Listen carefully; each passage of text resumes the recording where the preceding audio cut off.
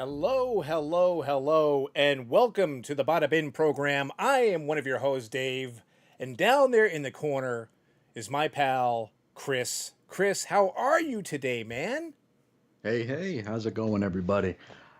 Doing good. How about you? I am not too shabby. Thank you You're for living the bachelor weekend here, I, right? you know, I don't think calling it a bachelor weekend is necessarily fair or accurate, But you're but alone. okay, that is more on the nose, I guess. I am in fact home. But it's weird, right? Because first off, holiday weekend. Okay, Sure. so you expect to be spending time with friends, family, freedom, food, all that good stuff. So that's a little bummer in All the itself. F's. Yep. All the F's. The other thing is, I'm a very needy human. Okay, hmm I'm very reliant on my little cluster that we have in my home. So not having my family here kind of puts me in the doldrums, puts me in this For sure. weird mood. But I was trying to take advantage of the fact by organizing some comics, maybe getting some reads in, watching a little TV that has some no-nos in it that you don't want to play when an 11-year-old can just come busting in the room. And all Sure. those things have, in fact, been accomplished. But real quick, I want to tell you something funny about this. hmm Because you brought up Bachelor. It came out of your mouth. So It this is did. what you get.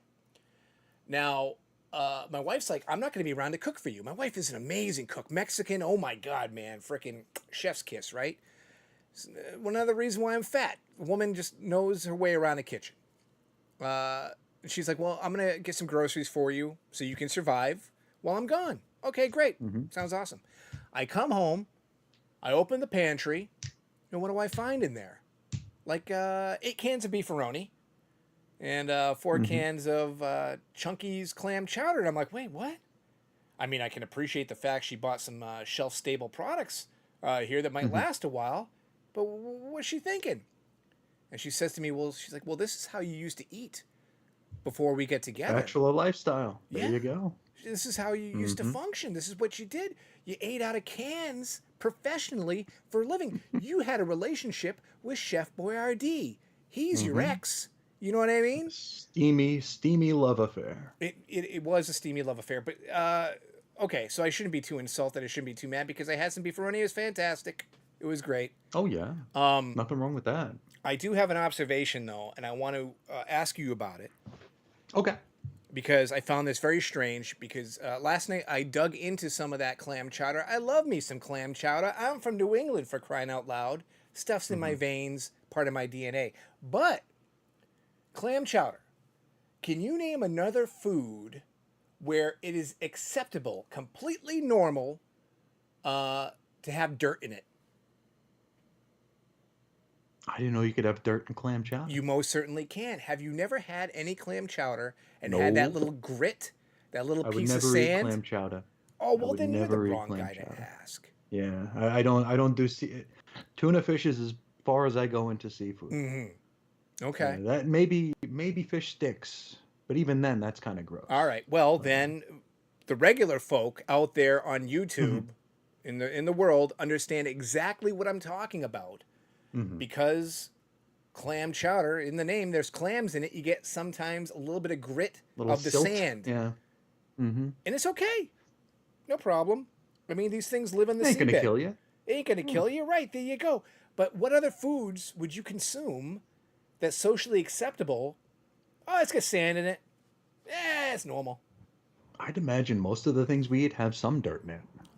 Okay, granted. All right, we put a lot of faith in And things like worse. the FDA and government agencies. We assume they're doing their jobs, right? We just take it Mm-hmm. for granted that people care about our safety and health, which is, BS. It's like Yeah. you grab a salad at Walmart and it says pre-washed. Yeah, yeah, okay, all right, whatever. I'm It not. got wet at some point. Yeah, I'm not gonna eat. I'm not gonna wash it again. I'm just gonna eat it. I just take it at face value. It was in the rain, maybe. Yeah, maybe. Yeah, rain of pesticides. But That still, too. okay, clam chowder, little sand in it, no problem. And I'm like, that's pretty gross because sand, where did that come from? How many millions of years did it take to create the sand? Where did that sand Was it maybe from a beach at one point, which is in someone's butt crack, fell out in the clam? Now it's in your soup. Hmm? The sand is the most appetizing part of that for me. Really? I Oh, I couldn't imagine a clam. Ugh. I don't know. Well, it's like minced up, Mm, man. It's not still. bad. It's like calamari, right? You see Oh. calamari. Okay, I know seafood ain't your bag, Mm, but when it's a little squid form, it's disgusting. It's like you're eating a little alien. Yet, if they mm, chop it up and make little rings out of it, it's acceptable. You don't see it. You know? mm, No, maybe. Yeah. mm. All right. Mileage varies. I understand. But it's the same Mm, thing. Let's say you're going to eat a hamburger. If you're mm. looking the cow in the face, he's looking at you, you're looking at the cow, you're going, geez, I'm going to eat you. You're not going to be able to do it. You just can't do it. No, no, you can't give it a name. You can't give it a face. You got to have your separation of, church and state there. You need Mm-hmm. a little Mm-hmm. distance. The You need a executive, middleman. the legislative, and the meat. Yeah. Exactly. So there you Yeah. go. Well, it sucks that I was really excited for that conversation and it just fell flat. Sorry. Yeah, I'm a picky eater. Me too. I am a very picky eater. Yeah, I don't really care for seafood very much either. I consider Yeah. the lobster the cockroach of the sea. Oh yeah, those are insects. Yeah, but Those clam are- chowder is just one of those things, man. And mm. it's in a can. It's just in your DNA. It's in your I it's yes, like me liking Billy Joel. I mean, it's just something that happens. right. Yeah, but anyway, home alone. Here I am. But you know what? It's great because I'm spending time with you. Mm-hmm. We get to do And this you're live hanging stream. paint cans from the ceiling, right? Yeah, right. That's how we're going to communicate from now on via It's true. Chef Boyardee cans in a very long Mm-hmm. string. Mm-hmm. But we didn't Mm-hmm. have an episode last week, so we got to We make did it up not. to everybody by just doing like a 10-hour show today. I'm in. All right, me too. Huh? I got nothing else going on, No, so no. let's do that. Um, Yeah. how about the elephant in the room, Chris? Was that? That last night was the 4th of July. It was. It was indeed. And it was very, very loud. Right, exactly. And we both have dogs, so that's We always do. a nightmare in itself because Oh, what is it with dogs and fireworks? Maybe it's their super hearing that makes it, gotta be, yeah. the thing that just drives them cuckoo.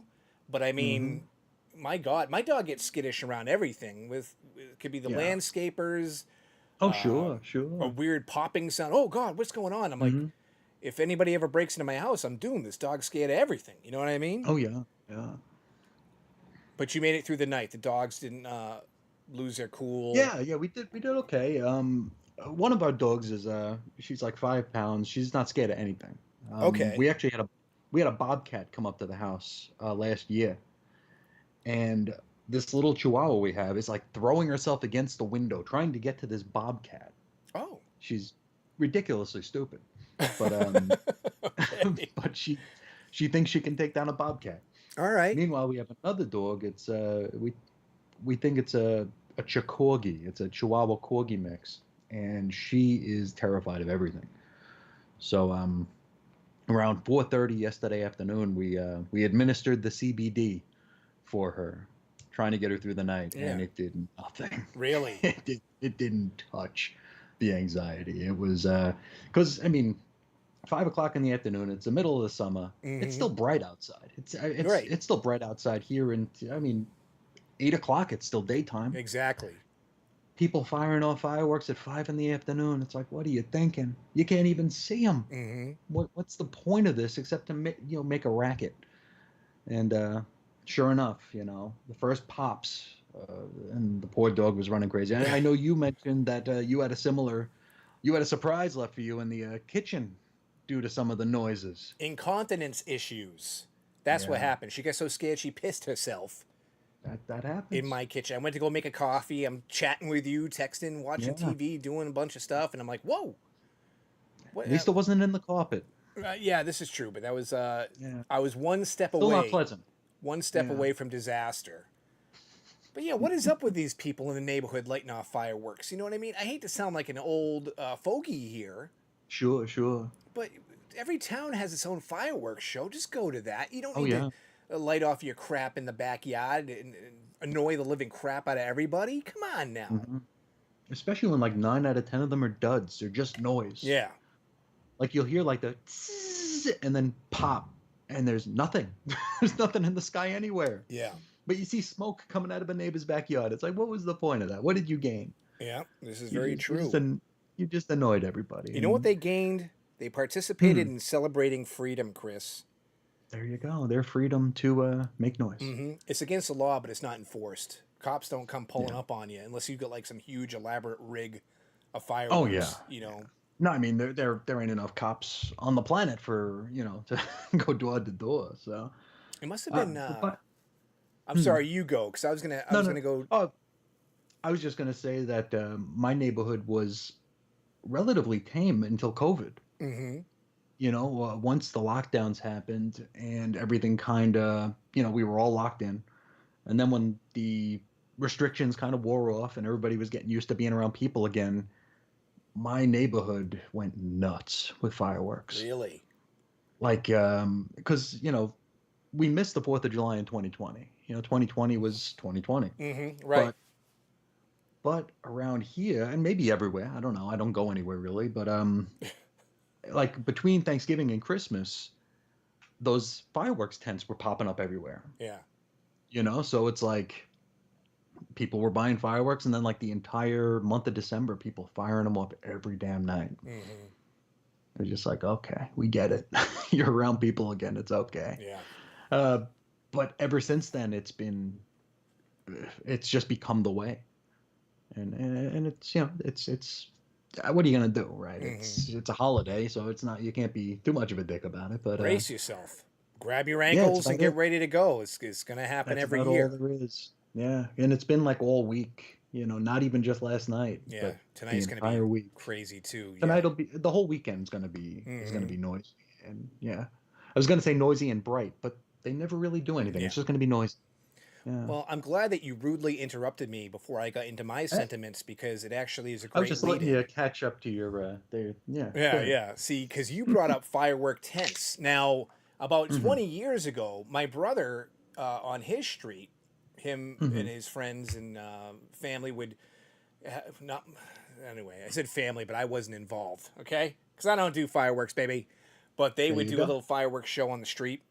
And one time we went to cross state lines, because they're illegal in Massachusetts, folks. Went to a fireworks store. I'm in the store, I'm walking around with them, and I go, Jesus, they got a different shade of color for every kind of firework known to man. Look at the names here. I mean, you got giant cat paw, and just think of any Fing Fang Foom's foreskin, right? But what do they do? What do they do? And I remember my brother at the time was like, I don't know, but you just get the big ones.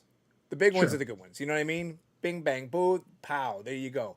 But I was thinking about that, and I think about that all the time. Every 4th of July rolls around. I'm like, some fool is going into a fireworks store, has no idea what they're buying. But they're like, idea. This one's $300. It's gotta be give me good. that drum. Yeah. This one looks like it could hurt somebody. It's gotta be the good one. You know what I mean? That's a 4-finger firework. yeah, you lose them. That's what it is right there. All right. Well, Chris, we didn't have an episode last week, and It's true. much like this whole conversation, you're to blame. I am. This is all your fault. I am to blame. You went on vacation. I did. You came back with an illness. You weren't at 100%, and I'm not the kind of guy who's going to force you. I'm never at 100%. Well, all right, So I mean, I was even less than that. You weren't at 50%, and I'm not the kind of guy who's going to force you on air. But with that, I believe comes some stories and tales of some bin diving in the Pacific Northwest. Attempts, yes. Yes. Yeah, I mentioned this a little bit on NML Crossing, but not too much. But yeah, we went to Washington State, and we vowed to actually do a little bit of Seattle this time, because the first time we went there, we went to Seattle. We spent one night out in Snoqualmie, where we always go, and then the next night we spent in Seattle proper.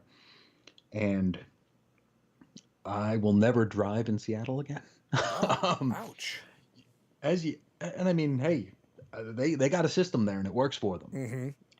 It doesn't work for me.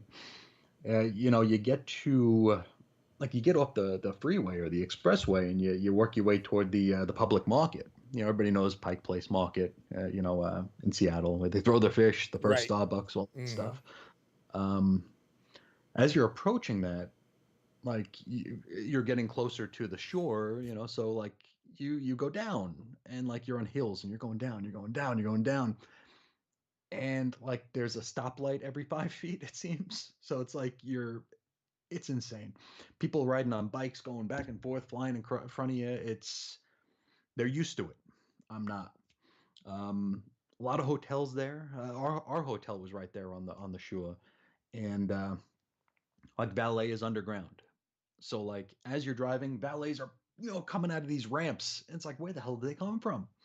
So I vowed I'd never drive in Seattle again. So we parked at we rented a car and we parked at a Target, like halfway between SeaTac Airport and downtown Seattle, or whatever the hell part of Seattle where the market is. And we took a lift in to the city, which was even that was kind of nerve wracking. Um, Again, they got their system, they know what they're doing, but like I had to shield my eyes a few times because they just go. They just go. I had the same situation in Boston when we went to Boston last fall. Oh yeah. Like like people driving the wrong way on one-way streets just to like get around like other buildings and stuff. It's like, oh God, this is horrifying.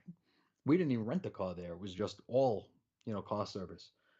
But we got to the marketplace in Seattle and there was a comic book store there. And I come to find that it is allegedly the oldest comic store in the world. Opened in 1961. Place called Golden Age Collectibles, and you figure, okay, wow, okay, that's probably a place I want to go to. And it was a neat place. It wasn't a comic book store, but it was a neat enough place to go to. Yeah.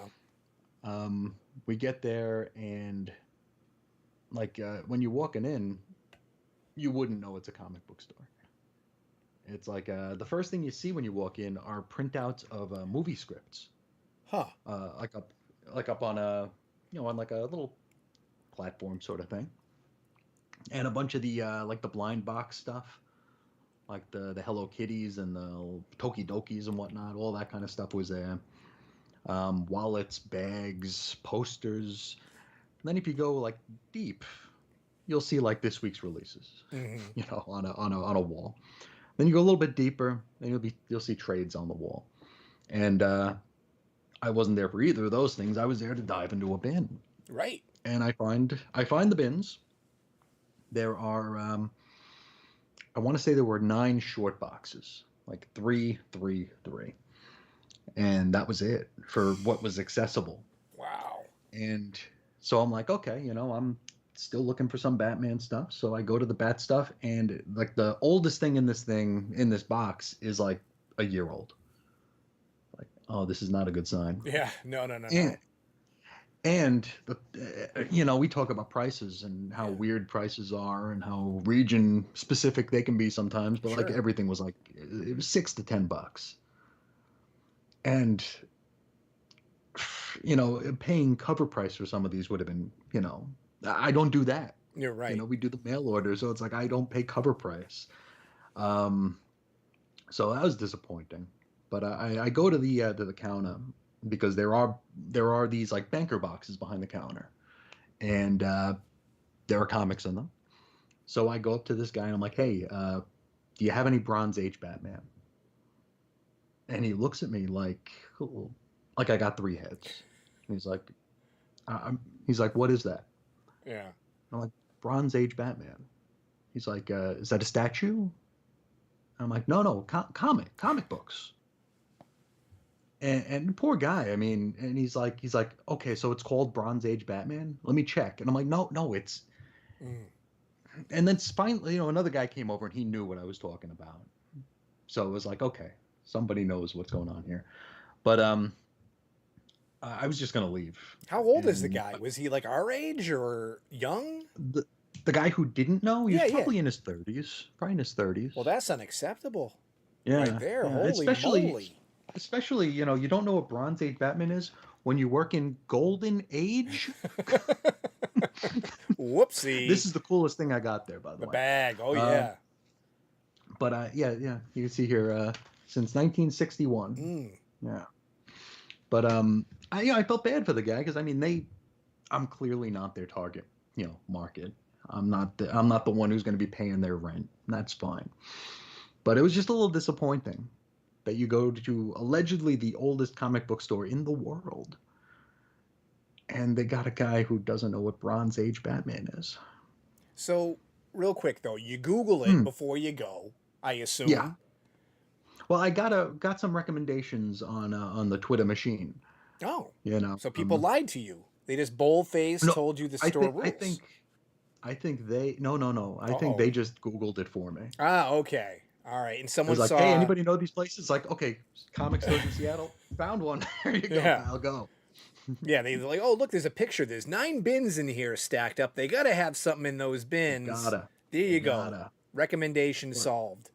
but I mean, they do have a cool website. Like there's like Stan Lee was there, Chris Claremont was there, like all like the Scott Snyder was there. I mean, Mhm. everybody was there. It's because it's a landmark, so it's cool to have gone, I guess. But I wasn't gonna buy anything, but the wife told me, she's like, "You're gonna regret not buying something here. You got to say you bought something at the world's oldest comic book store." So I did find a couple of issues of Bronze Age Batman eventually, and paid way more than I would have for them. But Mhm. what are you gonna do? But when you say way much or more, What couple bucks, $5, $10, what are you thinking here? Because for me, they a were dollar. $6 each. They were six Yeah. bucks each. All I right. bought two. I mean they weren't like astronaut. I mean they were cheaper than like the stuff that was a year old in the bins. So I mean, Mhm. I don't know. They know their market, I'm sure. I'm not a businessman, never claimed to be, No. but I was disappointed. Yeah, of course. I mean, that sucks, man. It's like even if you went somewhere like local Sure. for the first time and it's that kind of experience, you're bummed. But I Oh mean, yeah, yeah, you went on a trip. This is vacation, yeah. baby.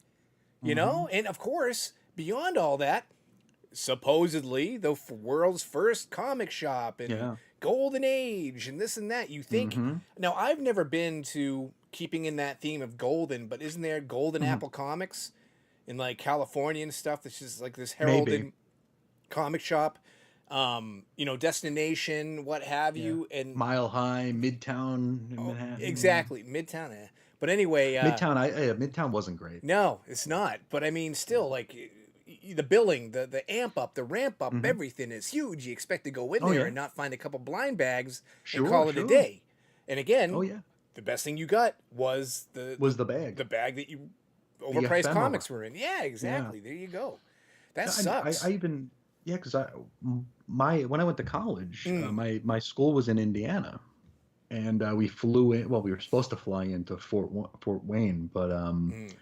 we our flight was late, so we landed in Chicago. We were going to change to Fort Wayne because there's no directs there, and we sat on the tarmac for like a half hour, so we missed our connecting flight. So we had to drive from Chicago to Fort Wayne, Okay.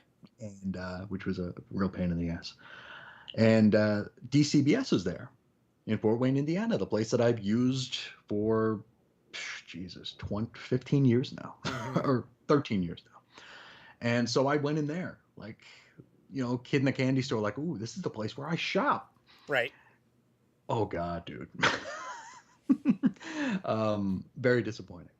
Very, very disappointing. Mm. Not a whole heck of a lot there. It was very much like the store I was at in Washington, where it's like, if you want back issues, well, if they're older than a year old, you're out of luck. Yeah.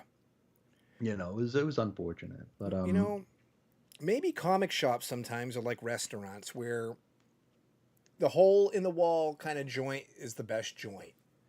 oh, always, almost always. Yeah, the one that looks a little sketchy, you're not 100% sure Hmm. about, but once you get in there and it's not nice, but they No, get all no, the it's stuff not that you want. inviting, but they got everything you want. You Yeah, can dig. Yeah. yeah, because we went to a second store there, because I was Googling while I'm walking, because we actually walked from the marketplace to the Space Needle. We wanted, because we're not going to we've driven by the Space Needle, Hmm. but it's such a cluster there. It's like where are you gonna park? What are you gonna do? So we walked, and Okay. I mean, it wasn't a bad walk. It was like a half hour, not a big deal. But as we're walking, I'm Googling, it's like, okay, comic store near me. Okay, where are we? Where are we? And Yeah. there were like 5 or 6 of them, all like north of Seattle. And it's like, Okay. well, crap, that's like the opposite way that we're going to be going. So we're not going to do those today. Mm-hmm. And like one of them was like, it had like dollar in like their name. And I'm like, oof, I really want to go there. Yeah. It was like bucks or dollars or something like that. I'm like, oh, I gotta get there one day, but maybe next time. Yeah. But but on our way to the lodge in Snoqualmie, I had it figured so we can like go through a certain town that had a comic store in it, Factoria, Washington. Because we got back to the car, we took another lift back to that Target. Mm-hmm. Went to a Half Price Books that was like right next door. Had my best finds at the damn Half Price Books. Wow. A couple of magazines that I was looking for. But then, in the car, okay, we got to get to the lodge, but we'll go this way instead of this way because this way there's a comic store, and it was Mighty Moose Comics, and it was inside like an outlet mall. Mm. As we're pulling up and it's like outlets. I'm like, well, oh God, we're in the wrong spot. Where the hell are we? And I'm driving past all the storefronts and there's nothing there. And I'm like, what the hell is this? And then I see there's like a main entrance. So like there's an indoor portion of this outlet mall. Mm-hmm. Like, okay, maybe it's in there. So we park, we go in, and sure enough, it's there. And it's like you said, it was one of those sort of sketchy looking places. Yeah. But I was so much happier there because there were comic books, cash only, That's which was interesting. interesting. Yeah, Yeah. it was interesting. Thankfully, I had some cash. Well, the wife had cash. I don't I never carry carry anything. cash, right? No, no. The wife has a purse, so those, cash can go in there. I have a little thin wallet with nothing in it. So I'm going through the bins there. I couldn't find anything I really wanted, unfortunately, but it was really nice setup. A lot of the weird stuff that I've picked up other places showed up there. So it was like weird old Marvel indexes, like before Marvel released their own indexes were there. But I already had them. Yeah. But it would have been cool had I not. Mm-hmm. But it's funny. I was digging through the Detective Comics trying to fill in some holes, and I came across one that had a price tag on it from Krypton Comics, which is the comic store I went to when I visited Omaha in November. So it's like, and I called the wife over. I'm like, oh, check this out. Look. She's like, okay. I'm like, that's where we went in Omaha. She's like, Yeah. okay. Whatever. Like, we travel like twice, Mm-hmm. and there's the store here. There's a book here. It Small blew my mind. world, right? Small Can you world. believe the coincidence involved here? That's crazy. I mean, that's like you play the lotto that day, or you Yeah. get hit by lightning that day. I don't know, There you go. but either way. But I thought that was really cool. Mm-hmm. Just such a weird reminder of how small and insular this hobby, this niche can be. Mm-hmm. Where it's like I'm in this weird outlet mall, and it's like something from 2,000 miles away. It made it here somehow. It's very weird. Very weird. I thought that was pretty cool. I wound up only buying a couple of clearance books at the Mighty Moose shop.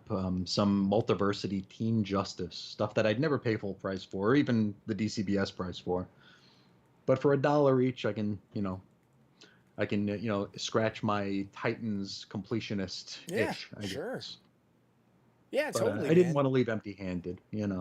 It's like we've said many times on this show, the dollar bins now are like 25-cent bins or quarter bins when we were kids, So Mm-hmm. I know in your neck of the woods, you find bins for spare They're 50 change. cents. Yeah, I 50, don't. 40. So Yeah. I've had to come to grips with this reality where the Mhm. dollar is the lowest you're going to find. You know Oh what I yeah, mean? yeah. So yeah, for me, that's great. Dollar bins, fantastic. Right on. Yeah, and I was talking to my buddy Walt, Mm-hmm. and he was talking about how a lot of his dollar bins are turning into $2 bins. Hey, man. And I mean that it doesn't sound like much, but it's like that's a game changer. That's a mind changer for sure. Mm-hmm. Like there, like we say, there's a lot of books we pay a quarter for, but when you pop them up to 50 cents or $1, it's like maybe not, Yeah, maybe exactly. not. Right. Yeah, if But it's when on you the fence, forget about it sure, now. Yeah, oh yeah, sure. that one will slip off the pile. Yeah, it's just Yeah. like $1 to $2. That's like I don't know. That's folding money there. Mm-hmm. That's definitely something that you can change your mind for. But I mean, that was the extent of my digging out there, which was a little, I was quite disappointing actually. Um, Not sure where we're headed to next. I know the wife is talking about Hawaii next winter, Mm. so That's my maybe bucket see, list, to use that yeah, maybe stupid term. see, yeah, maybe I think she wants to go in January, so maybe we'll see if there's any comic stores there. She wanted to do Alaska too, but I think there's Hmm. one comic store in Alaska, so it's like, I have to plan that one accordingly. Yeah, But I want to well, make sure I pop in on it. you may have been disappointed with your hunting in Seattle, but I, for one, am not disappointed in you Well, because thank you you. put in the effort, you rerouted yourself to I make sure did. you hit this moose store, and Mighty you Moose. Mighty Moose. You bought a couple things just to get a couple souvenirs and say you did Yeah. it. You know what I mean? So you put in the legwork. hmm That's good stuff, man. I like that. I And like that a lot. it's funny. Mm. One of those I went to two stores. One is a Big Bang store. Mm-hmm. One's a comic book store. I was the only person in the comic book store. Wow. The Big Bang store. There were but there's a lot of foot traffic at the market, of course. But I don't know. It was kind of sad. The reality of comics retail when you focus on comics, we're a dying breed. Yeah, it's true, and it sucks. It Yeah. really blows. Now, real quick, that first store you went to was Golden Age, right? Yeah. Yeah. Golden Age collectibles. Golden Age World collectibles. famous. So here's what I'm thinking. You came home from vacation, you got ill, we couldn't do a show because you were under the weather. Mhm. You probably caught a virus at Golden Age Collectibles in Seattle, Washington. So everybody remember that. If you're ever shopping in that area, Golden Age will make you sick. I'm gonna get sued now. They're gonna be like, "You ruined my business." I've been around since I 1961. swear to God, yeah, making people sick since 1961. That's what they do there, you know. Oh my God. Making idiots disappointed since Well, June 20th. but it's so true, man. And like, you know when you make a statement and you just feel it in your bones or in your gut or your stomach, and it's when you talk about like going into a store and they're just not focused on comics, yet comics are in their name.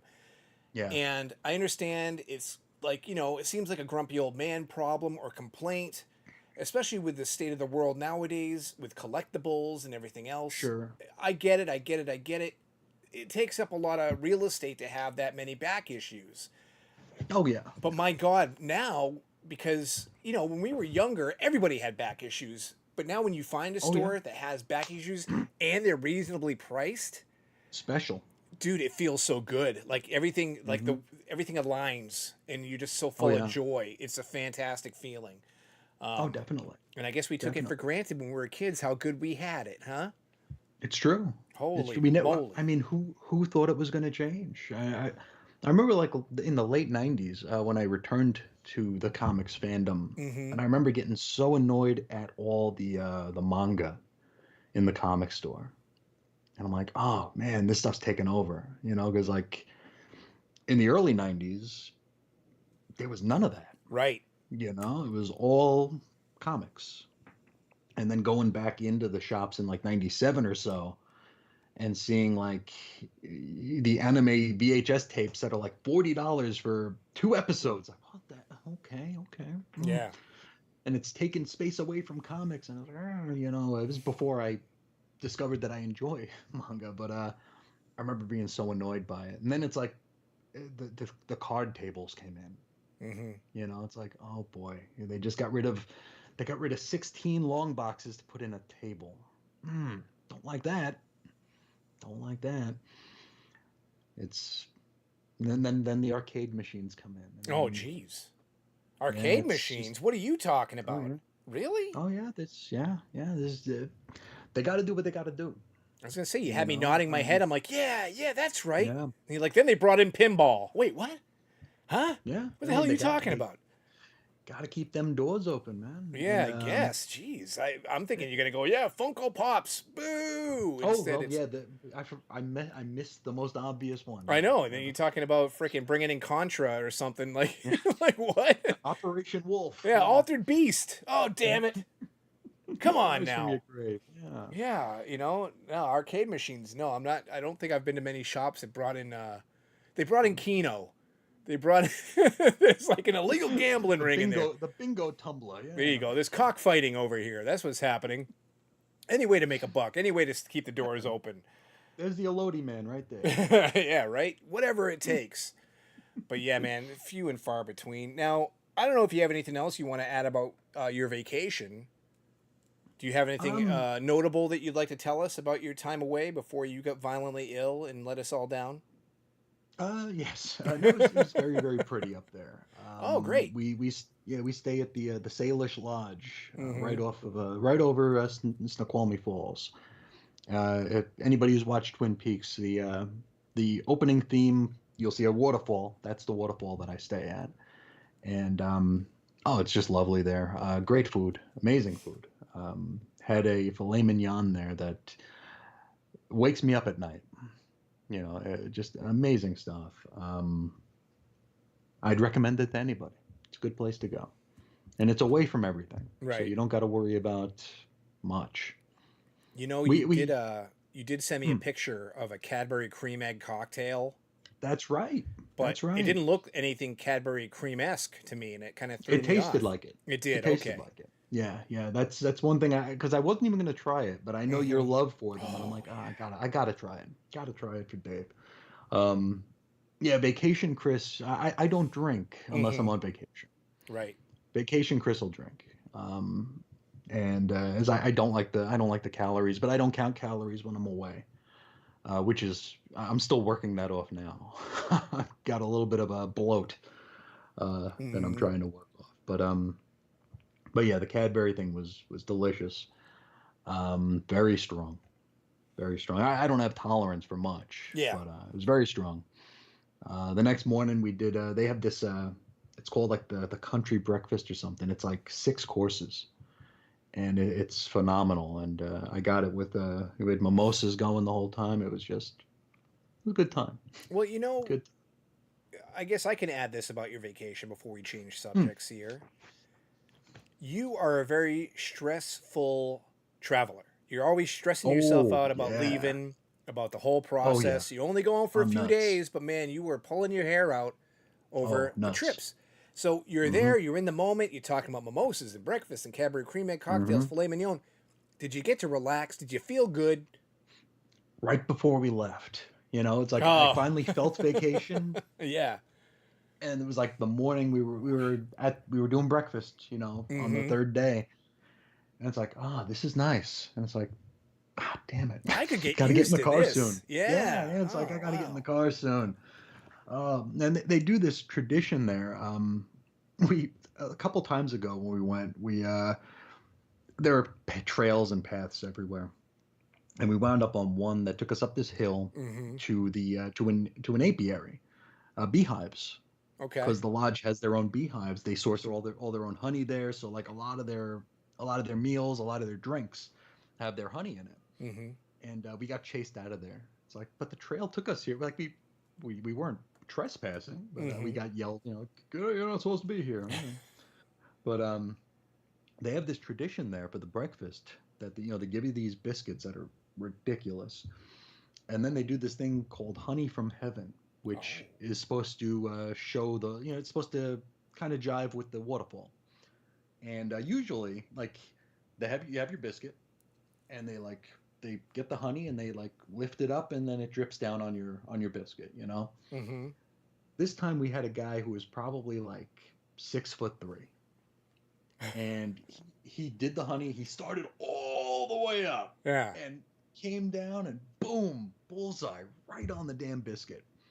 It was a sight to behold. I wish I would have recorded it, Yeah. but really cool, What a really skill. theatric. I mean, I'd be scared to do it like 6 inches up, but he was Mm-hmm. up there like 6 feet. Boom, nailed it. And it's probably the best honey I've ever had in my life too. Really good. It's weird. They feed the bees different berries like by the season. Mm-hmm. So this season was I guess it was blackberry. So the honey had like this like tinge to it. It was like red, it was, but phenomenal stuff. Wow. So Salish Lodge, if anybody wants to go, say Chris from the Bada Bin sent you. There you And go. Fancy schmancy yeah. stuff. Holy cow. Oh, something else. Something else. I do think the whole honey drop thing would be lost on me because I am an unsophisticated cad. You know what I Oh, I mean? mean, I thought I always thought I was too. Like Mm-hmm. like looking at their menu. The first time we went was 2018, and I'm looking at their menu and I'm like, I can't eat any of this crap.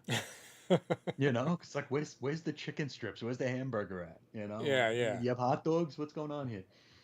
And I remember like the first time we went, I had like this goose fat bone marrow something or another, and loved it. I was shocked. Like this is really good, but I don't know. Maybe I have a more sophisticated palate when I'm away or drunk Yeah, it could or be the both. case. Yeah. As long as you're not asking for the foie gras or whatever the hell. No, they gave us Foie gras. they gave us complimentary amuse bouche, Oh, um, yes, of I- course. which I let the wife eat. I'm like I'm not touching that. You take care of that. Huh. All right. Well, Yeah. again, fancy schmancy. I don't. Oh, You're living the life of Riley there, my friend. no, it was a good time. It's a Yeah, good good. time. And then you're Yeah. back in reality now, and Yep.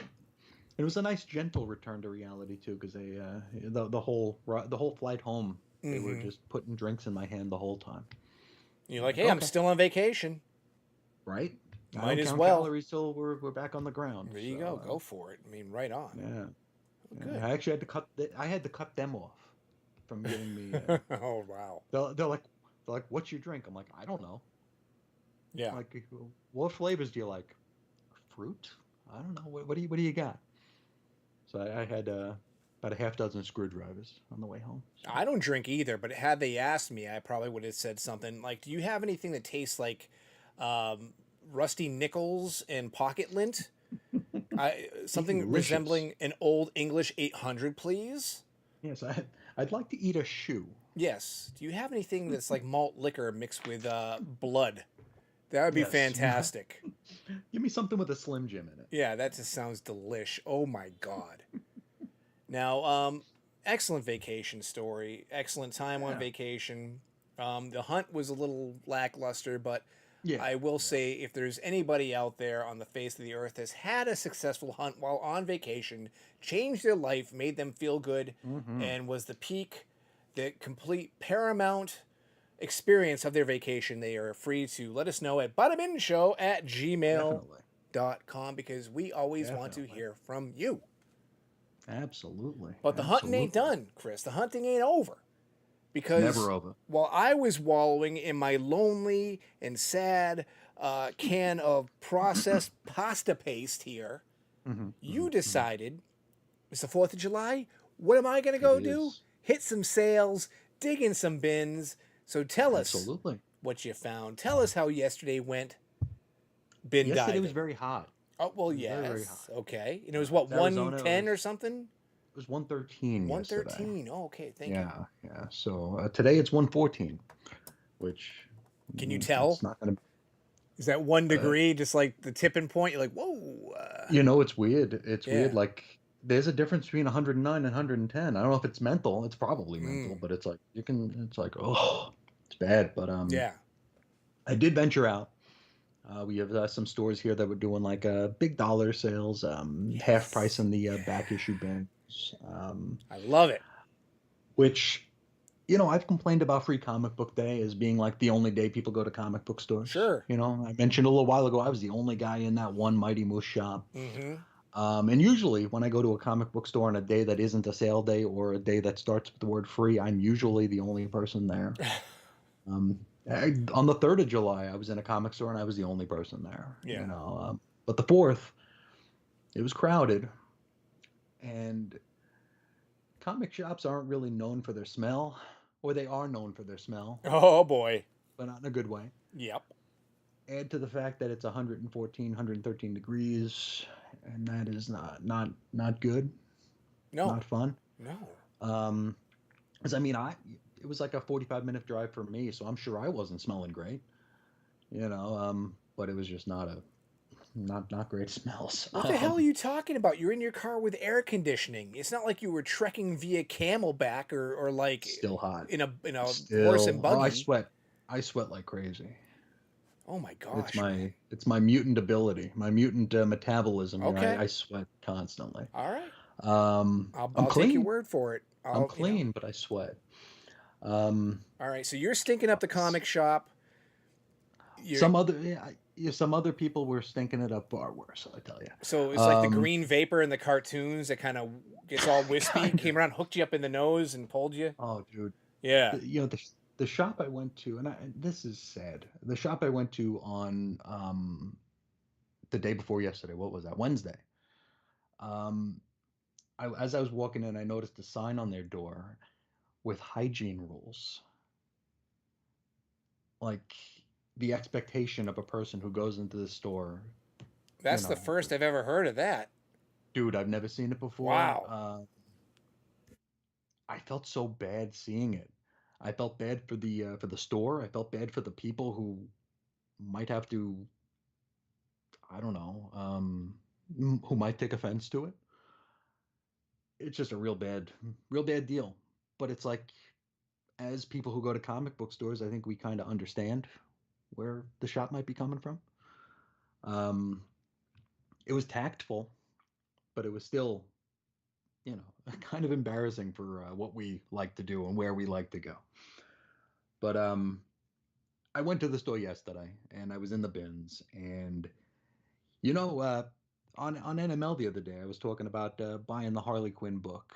You know, I bought a Harley Quinn trade paperback at a record store, and the whole time I was so self-conscious that people were looking at me like I wasn't a real comic book fan because I was buying this like basic book. You know, this is like baby's first comic book. It's Harley Quinn. Okay.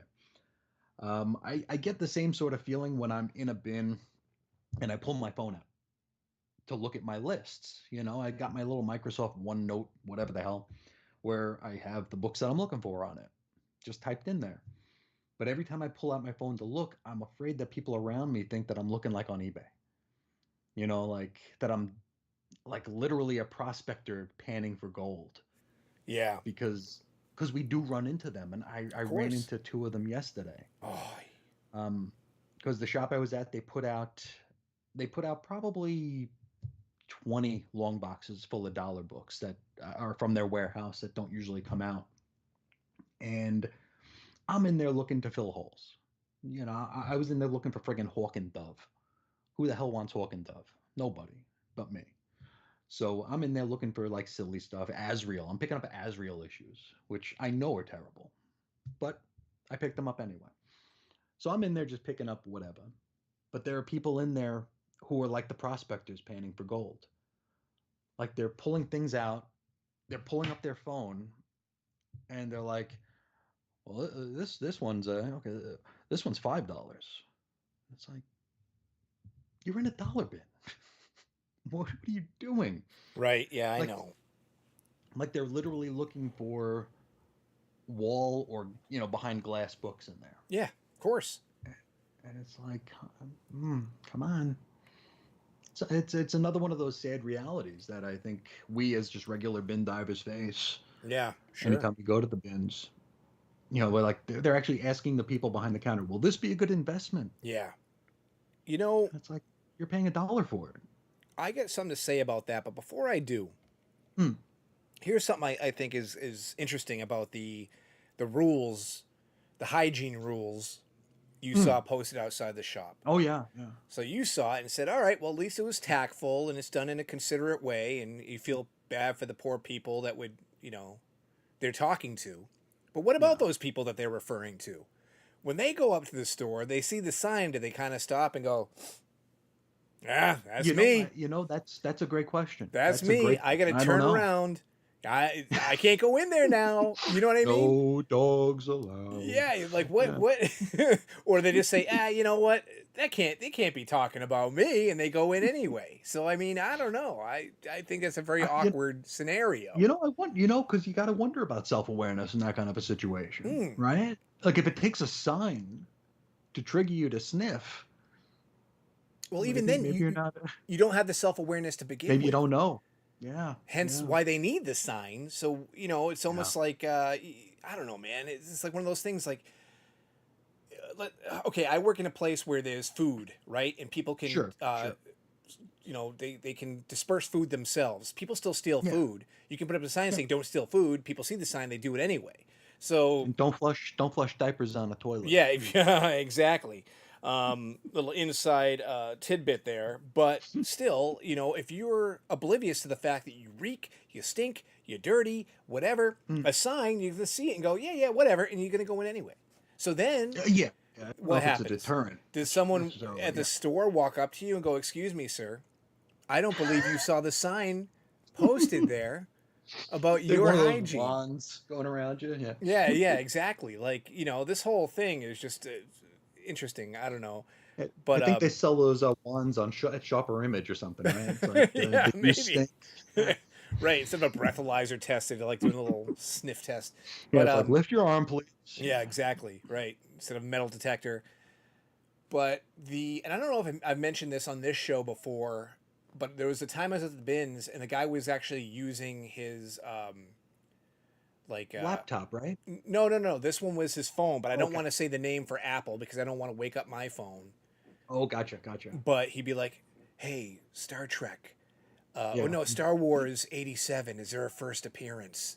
And then I'd search Google for him or whatever, and I'm like, Oh, and he was screw whispering into the that. phone.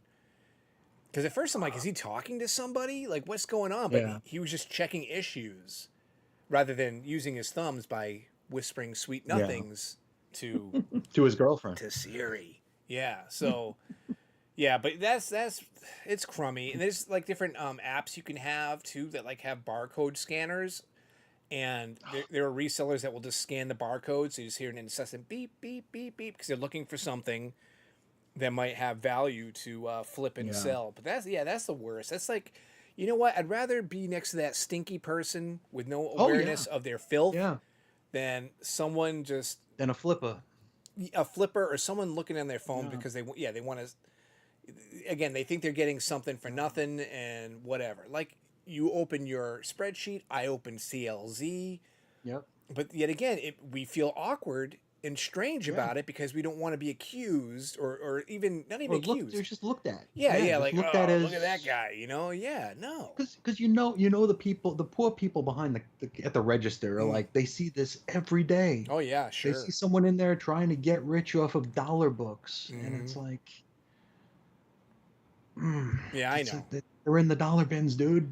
It's like one of those etiquette rules as far as bin diving goes. As far as crowding someone when you're Sure. digging, and same thing applies with don't be looking to flip while you're digging. You Yeah. know what I think would be better? Mm. Just grab what you want to grab. If you want to worry about it, go somewhere in a corner, Yeah, and then do what you do there. do what you do over there. Don't do it like in the lane. You know what I mean? Pull over, Hmm. Yeah. take care of your business, whatever. Stay Yeah. out of our The way. turnaround lane is over there. There you Yeah. go. You know what I mean? Don't Yeah. ruin my good time. Mm-hmm. Don't do that. Yep. So really, there's only one option I think I can recommend to all the fine Badabinians out there. You see someone doing that, punch him in the face as hard as you can. See something, say something. Just there you go. Just punch him right in the side of the head. Dave told me to do this. Dave told me to knock your damn teeth out because Or try to pull it out of their hands because it's very valuable. yeah, right, yeah. That issue, that copy of Deathlock #2 from 1991, that thing is skyrocketing. Well, I'm going to tell you what. Don't grab it out of their hand because I got more respect for that comic, For the Deathlock paper. #2, than their dental work. You know what I mean? There you go. Sock them right in the face. That's what you should do. And they say, you know what? Don't endorse violence. Violence is never the answer. Here it is. It is the answer. And it's what we all need to do because in your head, that's what you're thinking about. You try to be polite. And it even takes a lot for you to be like, oh, excuse me, or oops, I'm sorry. but in your head, like, Hmm. I'm gonna kill this guy. I want to take him out back and brain this son of a bitch, because I'm here to dig. I love comics. I don't need your crap. Yeah. Get out of here. You Yeah, know? it's and it's very sad, you know. The comic shops that I was at yesterday, Yeah, that that I'm usually the only person there, sure. uh, full of people just trying like The worst looking for a people. free lunch, There you go. looking for a free lunch, It man. wasn't I even mean, like drawing like good collectors out of the woodwork. It brings out the there worst. were some, Wow. of course. I mean, there was some of our, people like us, in there Mm-hmm. with like their like paper lists. I saw paper Wow. lists. I haven't seen paper lists since I carried a paper list like 10 Jeez. years ago. I'm But shocked. like, yeah, like a dude like knelt down at the bins with a paper list on his lap, Mm-hmm. like going, it's like, oh, that I love that. You Yeah. know, you're you're here for it. Yeah, right. You love But it. but yeah, like people like, is this worth anything? Like, because the books, the boxes they put out were facing each other, so it was like Mm-hmm. 10 on either side, and like there was like a team, like they were keeping up with each other on either side, so they were looking at each other as they were digging, Mm-hmm. and they're like pulling out. It's like, how about this one? No, okay, no, no. Oh, Stranger Things. Is this worth anything? No, no, no. Stop. I think it's amazing the paper list, because with the technology we have, you could have a notepad app on your phone, but they're more That's what I got. ashamed Yeah, than even we are yeah. to have other people think the wrong thing about us. That they're that they're digging for the wrong reasons. They won't even pull their phone It's out at all. it's my thing right there. It's my There lists. you go. Yeah, but they're You just know. like, no, I won't even like tease the notion that I could be possibly doing something like that. That's how much Yeah. I hate this whole Hmm. idea of it. And God bless him. I mean, that's fantastic. I probably Oh would have yeah. said something to him, been like, hey man, fist bump, good for Power to you. you. Yeah. No, Wow. I used to carry around a stack of index cards. Mm. I kept them in my center console in the car, and when I'd get to a store, back pocket they'd go. And I'd go in and I'd start looking through what I needed, and I like Yeah. actually crossing out numbers on a damn index card when I found what I wanted. It was a special time. Excuse It was me, a special sir. Are time. you walking in here to debate somebody? Is that why you have those Yes. index cards? No. Point one, yes. Yeah, no, no, no. This is so I remember what the hell I need to fill some holes. Mm-hmm. Okay? Yeah, this Wow. is my dissertation on one comic, one cover. Yeah. Yeah, right. So, what did you buy yesterday? What did you bring home? Tell Oh, us about the good finds that you yeah, scored. I filled in some Batman holes like I always tend to do when I'm Mm-hmm. looking. Like I said, I grabbed a little bit of Azrael because it was there. Um, Hawk and Dove, I found a nice little cluster of late run Hawk and Dove, like right before what the hell was it, Armageddon 2000, whatever, Yeah, wherever they made 2001. yeah, yeah, wherever they made Hawk the Monarch or whatever, or Extant or whatever the hell he was. Found a bunch of those for like a Teen Titans project I'll probably never do, Okay. but it's always there. Mm-hmm. Um, so that was kind of cool. Got some Marvel Comics Presents. Filled in some Fear State. You remember Fear State? I do, The Batman yes. thing. I don't DC, know yeah. anything about it. Mm-hmm. I don't know what the hell a Miracle Molly is, but I have an issue with her in it now, I Great. guess. Yeah. So there's that. And I picked up a couple of trades too. A couple of out of print trades that I've been looking for. Uh, just these two here. Oh, Batman in the nice. 50s, Batman in the 60s, because now I finally have the original Zur-En-Arrh story in print. So Okay. Can you hold that's on pretty for cool. 1 second, though? I got to do something really, I really can. important. Okay. Okay. Hey, Siri, what's the first appearance of Miracle Molly? Oh, sorry. Update. Hey! After a cameo first appearance in Batman number 106, the full-fledged introductory See that? debut of new Batman There we villain go. I Miracle Molly in scrub my Batman God, phone. That's what I need I to do. hate I don't even want. everything. I don't even want that on there. I But yeah. hate everything. All right, but okay. So you get the trades. That's cool, and Yeah. everything was reasonably priced. You weren't robbed or Oh yeah. anything of that Yeah. nature. No. No. No. No. Everything was kosher. Everything was good. Okay, groovy. Yeah, I picked up some of the that Huntress series, the Cavalieri and Joe Staton I'm not familiar Huntress. with it. It When was did that come out? 1989. 89. 89. Okay. Yeah. I guess that was the post-crisis Huntress's first appearance was in the first issue of that, Mm-hmm. and it always looked weird to me, and it is very weird. But I don't know. I've been trying to learn more about the Huntress, the post-crisis Huntress, anyway, and I figure, maybe one of these days I'll read that. Yeah, sure. It's Mm. like those blind spot characters that, Oh yeah. you're aware of them. You see them make appearances in other books. They've had minis, limiteds, even Mm-hmm. their own series that never worked out, and you just never got into them. But you always had like this. I don't know. I wouldn't say like a deep seated desire, but Just a hey, curiosity. yeah, exactly. Yeah, I'd a like to know a passing little bit more. curiosity. Yeah, sure. Yeah. And I know for you, a big one is, of course, that you're in love with is Legion of Superheroes. Oh So, God, yeah. oh yeah, what a mess that is, huh? Holy Yeah, that's moly. one of my on purpose blind spots. Even though Yeah. I have over a long box full of Legion books. Mm. We've talked Don't about know that for why. years too. Like Yeah. ever since we became friends, it's always been like Legion of Mm-hmm. Superheroes. Don't get it. Don't get it. Don't Don't understand get it. it. And you, like you just said, you get a long box full of them. Every time I go to a cheapo bin, man, it could be a dime bin, Mm-hmm. and you could find Legion from like the late '60s in there somehow. It's like people just don't want it. Well, what There's kind of? just so much of it. I know there is. There really is a lot. And something that Mm-hmm. blew my mind was you were telling me recently that you did one of those.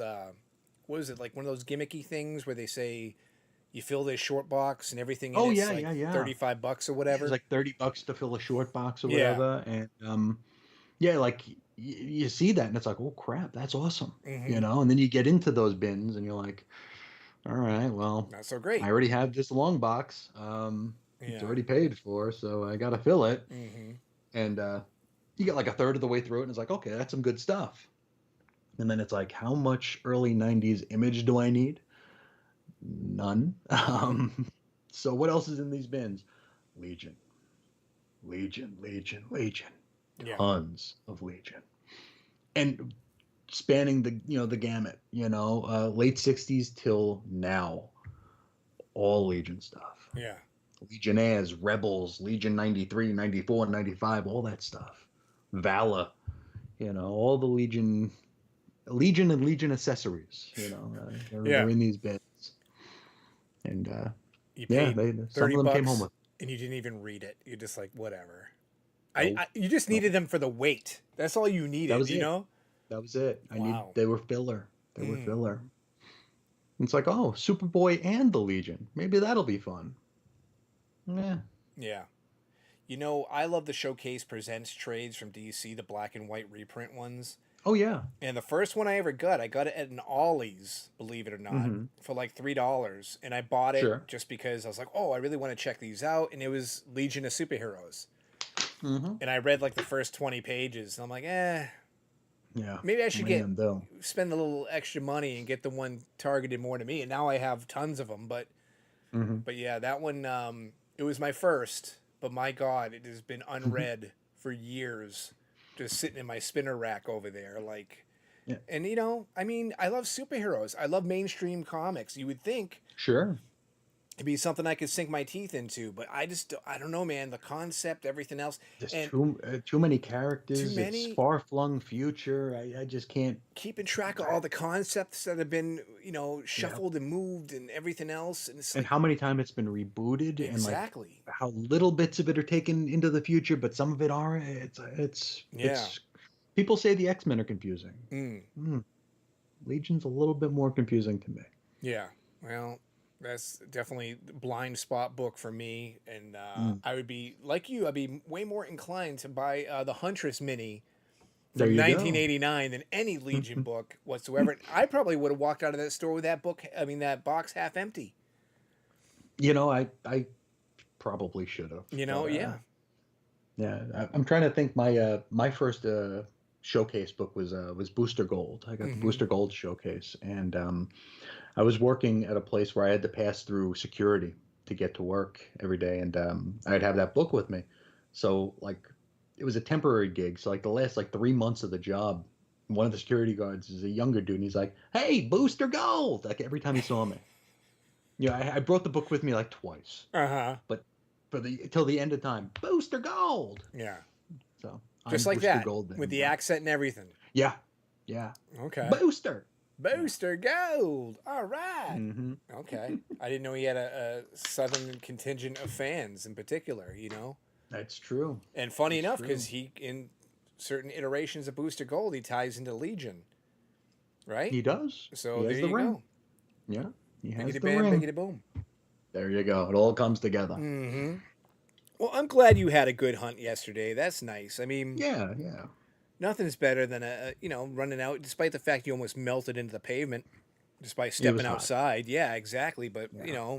I mean, come on. How better to spend a day off or a holiday than digging in the bins? Oh, there's nothing better. There really isn't. I mean, to be honest Yeah. with you, if someone said to me, "Hey, Dave, what's your dream wedding?" Well, I think I would have my wife on one end of the bin, I'd be on the other. We both dig and we meet in the middle. We exchange rings. There you go. Bada bing, bada boom. There Yeah. you go. Bada bing, bada boom. Yeah. Any objections? No. No. This is it. This is the best it ever could be for a wedding or any kind of event. I have one. She picked up an issue of Legion. Oh my gosh. You know what? That's forgivable though. That's fine.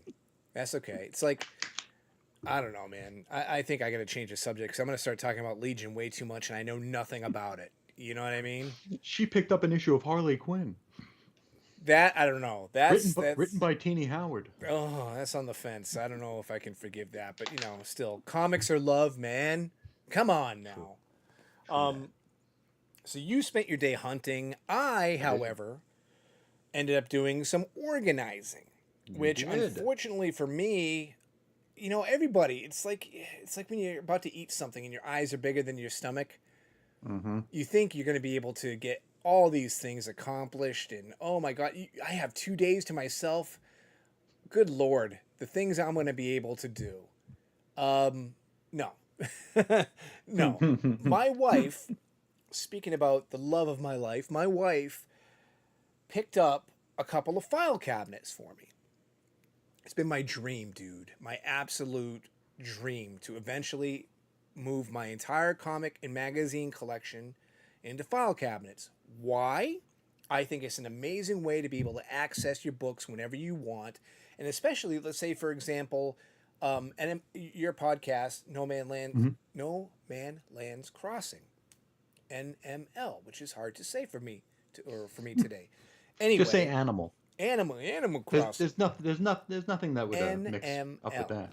Anyway, if I was following along sequentially with the issues, I could say, okay, open up my file cabinet, bing, ding, Bada boom. there you go. And I've been at shops before that use filing cabinets for their back issues, and I think it's just absolutely fantastic. So my wife's like, yeah, I grabbed you a couple file cabinets from this business next door that was moving. I was like, out of body experience, you know what I mean? I'm like, are you serious? For real? Now, mind you, I got one right here, as a matter of fact, knock on metal. Mm-hmm. They don't fit as ideally as I had hoped because you can't stand them upright without there being a gap on the side. Okay. So I decided to lay them widthwise with the spine up because Gotcha. most, not all, as I found out yesterday, the numbers are on the same side as the company logo and on the spine. Some are not, but still, it's They easier should be all there. Yeah. Yeah. It's still easy to kind of like flip through that way and determine what I need. You know what I mean, or what I'm trying to pull. Sure. But I kind of lost my train of thought of where I was going with this because I'm so excited.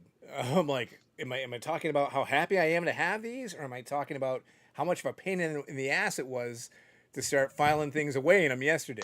Let's go with the latter. So I had like 12 short boxes in my immediate vicinity. I'm like, these are the ones I'm going to tackle over the next 2 days. Hell or high water, I'm getting this done. And all I ended up doing yesterday was just pulling Superman books. That's it. So I'd yank out Superman and I'd put clumps of everything else in another box and keep going. Oh, yeah. I created this problem for myself because over the last year or so, when I purchase things, I'm just putting them in short boxes. Yep. They're bagged and boarded, but without rhyme or Willy-nilly, reason. What's that? Willy-nilly. Yes, perfect. Great. I'm glad I asked you to repeat that because willy-nilly is the best way to say it. Just, okay, I'm done. Clump in the short box. Let's go. In my whole life, I don't think I've been as disorganized as I am right now. but I do a lot of bin diving, and I have, like you, mail order comics, to which I actually get a fresh, freaking heavy ass box today. There you go. So my sub comes in a couple times a month. I get a lot of comics coming through this place. You know what I mean? So just pulling the Superman books, that took me like 6 hours. Sure. It took forever. And then, yet again, organizing them sequentially by not only title, but issue number and everything else. Mm-hmm. So I still got a bunch of boxes with all the clumps of the other random material in there that I still got to go through. And of course, two of these aren't going to cut the mustard. It's only a drop in the bucket compared to what I would need for my entire collection. But these drawers themselves, I am assuming and kind of speculating, I think they hold a little bit over what a short box would. Okay. So I'm probably going to need like friggin' 20 of these damn things when all's said and done. And they're heavy. They're heavy duty. Believe it. Oh my God. They're heavier now. Oh, like nobody's business, man. But even then, I live on the second floor. And I was texting you the day I got them. Because my God, there was a kid, a neighbor's kid who helped me out. And I thought I was going to die. Even with the assistants getting these upstairs. That's how heavy they were. I was shaking. I needed to lie down. But beyond all that, let's go back to my original thing. Nirvana, happiness, joy. Like, I can't believe I now have filing cabinets as a storage option in my life. It's all I've ever wanted. And even not being able to stand them up properly, I don't care. It's beautiful. It's amazing. I'm in love. And I just cannot wait to get more file cabinets in my future. There you go. Is Craigslist still a thing? You could probably find some free ones there. Or cheap ones there. I was thinking that because the company that was closing where my wife got hers, they had more than just a couple. And she even said to me, she's like, because we have a RAV4. You couldn't fit them in the car, huh? Yeah, we have a Toyota RAV4, and only 2 would fit in the back with the seats down. And she's like, well, do you want to go back and get more? But with that whole shakiness I was talking about and how beat up I was. After lifting, yeah. Dude, I have a fake hip. I had hip replacement surgery a couple years ago. It's been pretty good. That was hurting. Like, and I was thinking to myself, I don't know if I can survive if I go get a couple more. They're so heavy, you know? Now, if I had like a dolly or something and I could kind of like inch them up the stairs, sure. But with no, and I don't own a dolly, obviously, but without any assistance and, you know, I can't just rely on the kid next door to help me out. Hire him out. And I feel bad because you're talking about your wife carrying cash. I don't carry cash. I would have given him like $10, $15. I would have been like, you know. Oh, sure. You know, thanks for helping me. But do you take Venmo? Because I don't, you know, can I Zelle you? I don't even know what a Venmo is. Yeah, because I don't carry cash. And man, I feel like, one, I'm very disappointed in myself that I didn't go back and get more. But then two, beyond the fact of my health and possibly dying, hoping to acquire these and get them up the stairs, I don't really have the space for them right now. Sure. You know what I mean? Because these aren't things I can just put in my closet and file them away there like I do with long boxes and short boxes. Yeah. So, you know. No, they're furniture. It's a commitment. It's really a commitment. But eventually, that's the goal, man. And I am just, if you couldn't tell already, just tickle pink, you know? And it's I wish we don't have basements here in Arizona. You know, like if we had a basement, I'd love to just do it all up, you know. But yeah, I mean, I'm doing something with my organization too. We just had a room built in our tandem garage, which is like a blessing curse sort of situation because, like I said, it's Arizona, so it's hot, very very hot. It's weird though because we put a like an indoor outdoor door. You know, like one of those doors that's heavy, you know? So it's like airtight, fireproof, all that kind of stuff. And it's weird, even without the air conditioner in the new room, it's probably like 15, 20 degrees cooler than the rest of the garage somehow. So I need to get like a thermometer for it just to see what it is looking like here because I don't want to. I mean, there's probably 35,000 comics out there right now, so I don't want that going bad. But the room is really cool. It's nice to have everything. I got these heavy duty industrial racks. Each one can hold about 50 long boxes, and I got 2 of them. So there's 100 long boxes. I think I have like 110 at present. So they'll get there. I still got about 40 of them up here with me. But once we get the, what do they call it, a mini split? Yes, the Air mini split conditioner. air conditioner. Yep. Yeah. Once I get that set up, I can start moving. Because I'm keeping like my more treasured books up here. Yeah, of So course.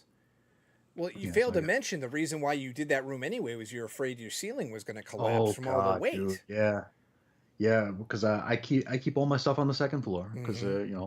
2-story house, spare bedrooms. Okay, that's the comic room. Yeah, And like, I mean, 2-story houses, any house creaks, right? sure. Houses creak. It's what Mm-hmm. they do. But as I was running them over from the house we moved out of, I'm stacking, stacking, stacking. And on the way out, I stepped in a particular spot and it creaked, but it creaked like in a different sort of way. Uh-huh. And I'm like, oh shit.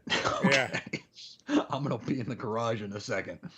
But and then I started like I got over it and I started hopping and I'm like, okay, nothing's going on. Nothing's going on. Nothing's breaking, nothing's shattering, nothing's creaking. Mm-hmm. So I think the creak was just because I had them lined up against the wall. So like when I stepped, like they shifted a little bit and like they rubbed the wall. So it was like, you know. Yeah. So Excuse you. basically, so I get home, I go to sleep, and I wake up like in a cold sweat at like Yeah. 11 at night. I go to bed early. Um, and I'm like, oh God, I'm gonna get there. I'm gonna open up the garage door, and the books are gonna be everywhere on the floor. They're gonna fall through the ceiling, and I'm freaking out. Yeah. Like it was like everything I could do not to just drive over there then in the middle of the night Mm-hmm. or drive over here. Um, the next day we come over and I have the wife go up in the room and I'm like, okay, bounce a little bit. Does it make noise? And she's like, okay, it makes a little bit of noise. And she's like, okay, so what do you want to do? I'm like, I have no idea. There's nowhere they can go. This is the only place they can go. And my wife has a far cooler head than I do. So she's like, okay, this isn't the end of the world.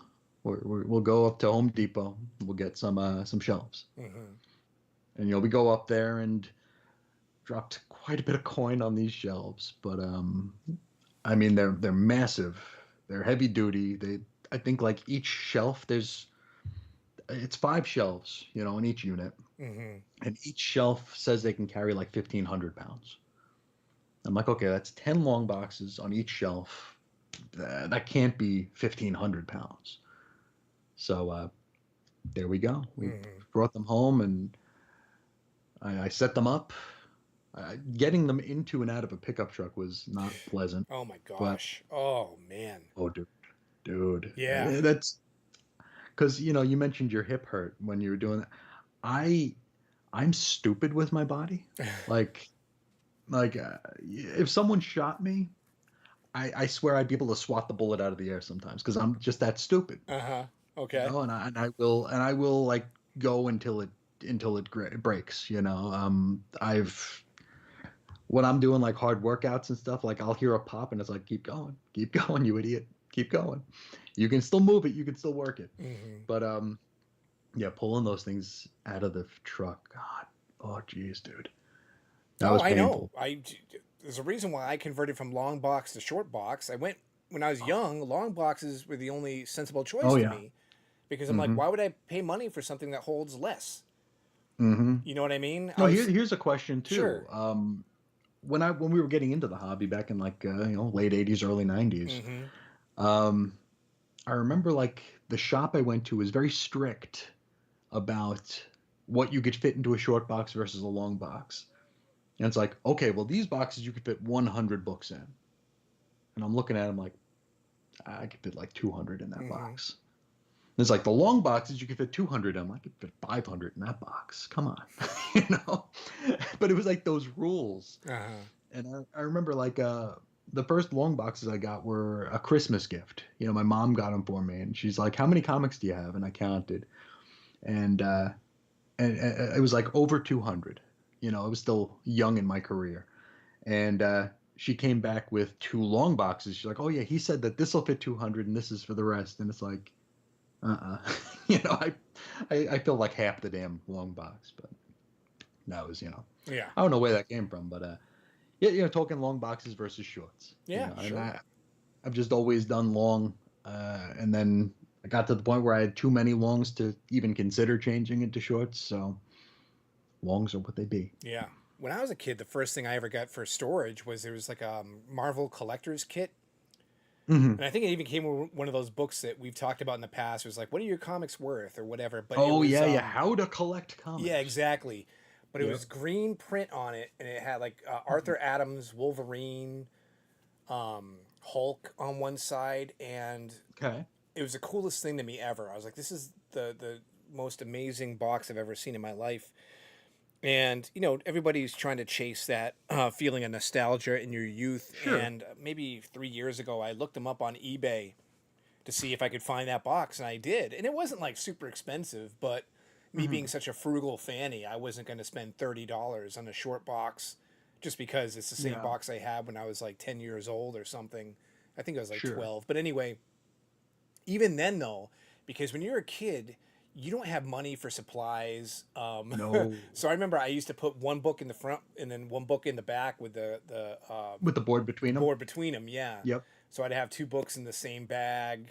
Sure. Like you were talking about, maybe just cramming as many books as you could in there, which Oh yeah. you're doing more harm than good at that point in time.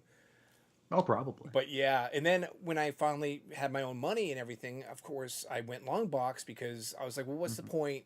It's like when you go to Subway, right? And you order a sandwich and you go, what do you want on it? I'd be the kind of person who, give me the works. I'm paying for it. So I Hmm. want everything. I don't want you to skimp. I mean, I'm paying the same price whether you give me onions or you give me the works. Give me the works. So, of course, when you're young, you have strength, you have vitality, you can lift things and what have you. So it's fantastic. But when you finally reach your 40s, man, no, that's rough living right there. I can't lift long Oh, dude. boxes anymore. I just can't. And by the sheer volume of how many you have, you mentioned you have over 100. Yeah. I have nowhere near Yeah. that amount, but forget about it. So that's when I went Hmm. short. Now, at, around that same time, I was even thinking I like those ones that have the sleeves rather than the lids. Um, I think there's actually a real name for them that escapes You me mean the right drawer now. The boxes? drawer boxes. There we go. You Oh, saved dude, my those look biscuits, awesome. baby. Those look awesome. They do. And I was thinking about doing that, but then there was a big price differential. Oh yeah. And I was thinking, well, I mean, we're really talking about taking off a lid or sliding. What's the big deal? Especially knowing that my final, endpoint where I want to get are these right Hmm. here, these file Sure. cabinets. Um, but still, I was thinking about your situation and what you just talked Hmm. about with your garage or your room, rather. How you're going to be putting the AC in there. It's going to be climate controlled. You get the racks. Those drawer units would be awesome for you. Oh yeah, just stacked. Yeah, Yeah, for and you can sure. just slide them out. I mean, I Hmm. assume even when you slide them, they're still kind of heavy and everything I'm else. And you're sure. a little, Yeah. they might be a little The support's perilous. probably not great. Yeah. Yeah, yeah, yeah, It, exactly. But I think that'd I've be a come better option. close. I've come close to pulling the trigger on drawer boxes many times. Mm-hmm. And then I quickly get the shot of reality because I think that when I priced them, it had to be a few years ago. Mm-hmm. It was going to be like $1,500 Oof. for to rebox everything I've Right. got, and I'm like, Okay, $1,500. I never have to worry about it again. Okay, let's do it. Mm-hmm. $1,500 plus about $2,000 to ship them. Ooh, what? Yeah, it was more to ship them than the actual boxes. Man So I was like, alive. okay, yeah, not doing that. I've been, I'm I'm a I'm an anxious kind of guy, but I'd love to like go to a local comic shop. I mean, they all know me. I don't really talk to anybody, but they know me. Yeah, I'm there all the time. yeah, Be like, hey, well, can we work something out where like you order these things and I'll sure. buy them up front. Yeah, You the know, old school you're way. getting you're getting it anyway. Mm-hmm. Just throw put a one in front of your order and I'll take 100 of them. But I don't know. Maybe one of these days. Yeah. Today. One of these days, meaning today, okay? You never know. You should go. You should just might as well inquire. You're like, hey, I smell Yeah, all right. couldn't hurt. I don't Yeah, I stink. do. I do. The only, it's funny. This is it's gonna sound very unmasculine, but I just changed hairsprays. Okay. And it has a smell to it. And I when I went out yesterday, I'm like, oh, I smell my hairspray. Yeah. I'm like, oh, I'm gonna stink. I'm gonna smell like hairspray in the store.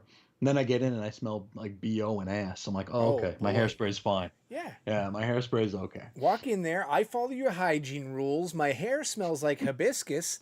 Let's order some drawer boxes. Let's do Let's that. do some business. There we go. Right. Exactly. And I mean, to be honest with you, you could just. All right. So we're talking about cost efficiency, right? Mm.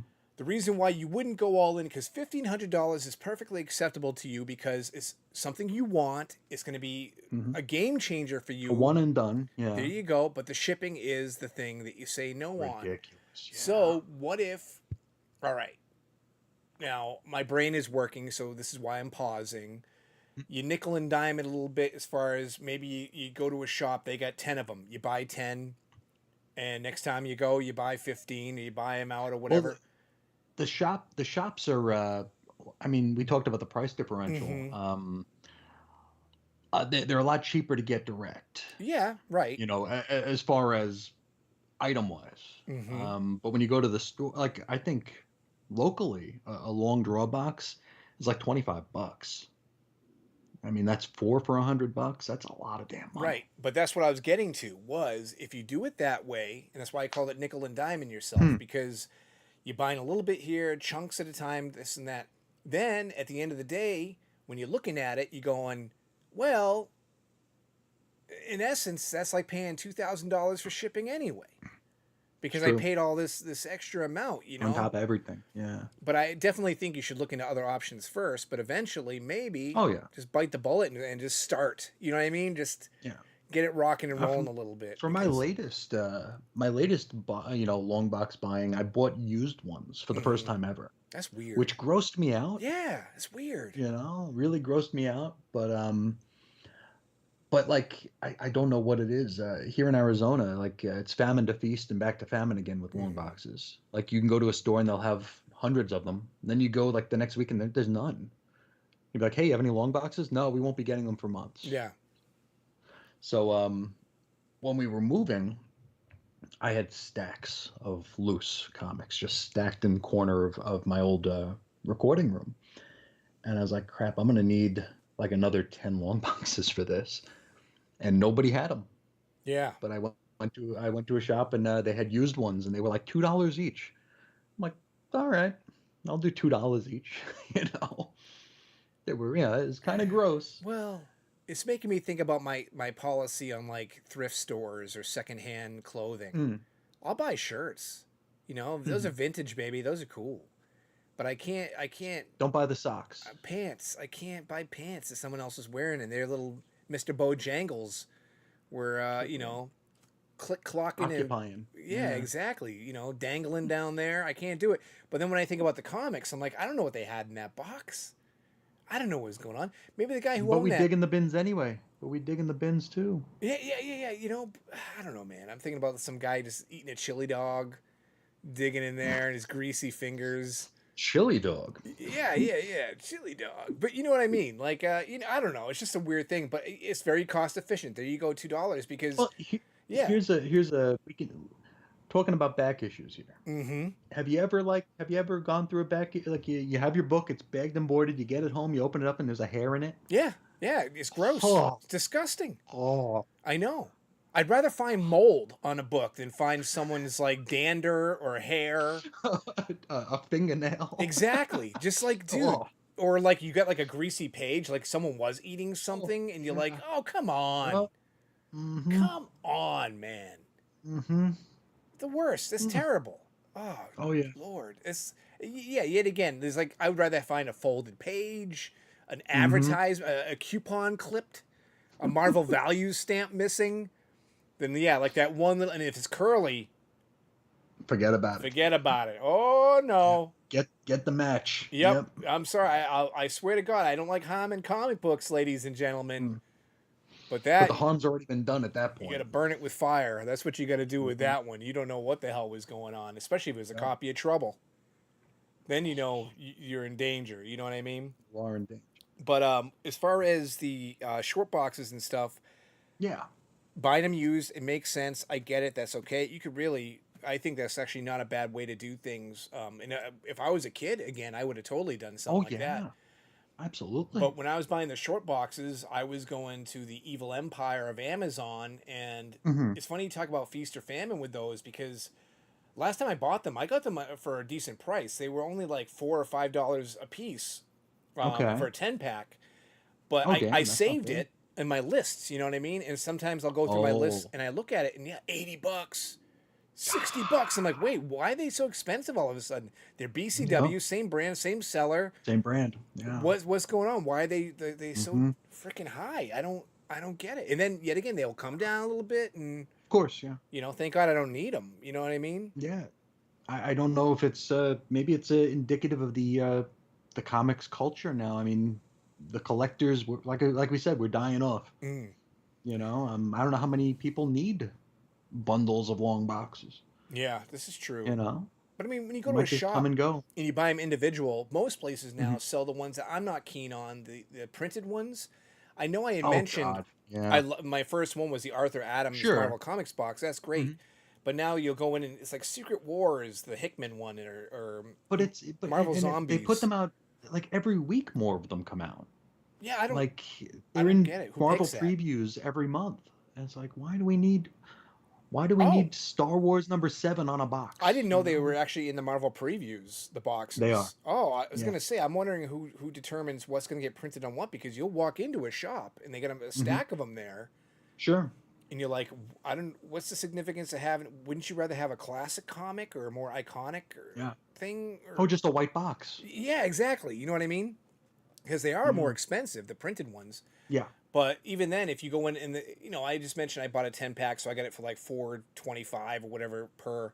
They're what Per. $8 when you go into a store, but yet again, you're paying for convenience. You need Yeah. one in the moment. You just all right. Well, I'm paying a few dollars I'm more than here. yeah. Yeah. I'm here, so let's go for it. Yeah. But yeah, I mean, I've seen other people that use like plastic tubs. You would mention the bankers boxes Yep. at that store you went to. So I Hmm. would be curious as to our audience what they use Oh to yeah. keep their collection in order. So And this is one of them slippery slope discussions too. We mm. did a little bit of this on NML Crossing with how people store things and how people organize, and it gets pretty Oh deep. yes, I And do it's remember interesting. that. I love these conversations because I mean, yeah, we all do it different, sorta. It's Yeah, like yeah, yeah. we don't all. I don't think you can find two comic fans who do it exactly the same. Well, I know You the know, only way I do it is the right way. it's So true. It's true. you Yeah, I know, have a lot to learn. I remember it's funny you brought that up because I do remember like texting you the moment I heard that on your Yep. show, being like, "Well, that's not right. This is the way you're supposed to do it." And I'm Yep. adamant about it. You know what I mean? Like it's not even Hmm. like, "Oh, I think that could work." This, no, no, no, no. The way I like it is the only way it should go. Exactly. You know? Exactly. No, like I'll hear people who say they organize everything alphabetically, Hmm. and that makes my skin crawl. Having to keep that straight. It's like, I mean, it sounds easy, but it's like, how do you like break up runs of like if you're Hawk and Dove, is at the very back of a book, the back of a box. It's like then you have to put it in the next. It's Hmm. freaks me out, man. Freaks me Yeah, I out. don't do alphabetical, but I go by title. Like for example, when I was organizing these yesterday, Hmm. this one right behind me, Superman right on top, Action Comics, Adventures of Superman. You know what I mean? Hmm. Man of Steel. They're all being Yeah, separated, and then of course you go by issue number, sure, sure, and of then of course. course by volume. One shots or specials. You either put them in the front or in the back, but you keep them together in a clump.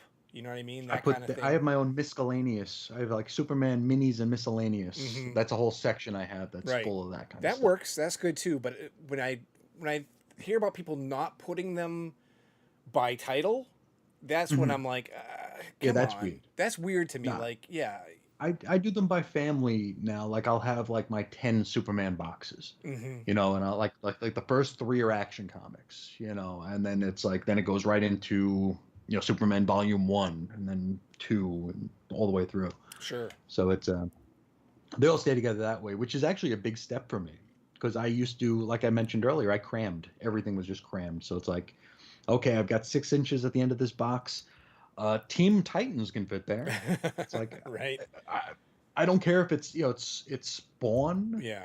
Guardians of the Galaxy, Morning Glories, and Team Titans. Whatever Mhm. fits. So.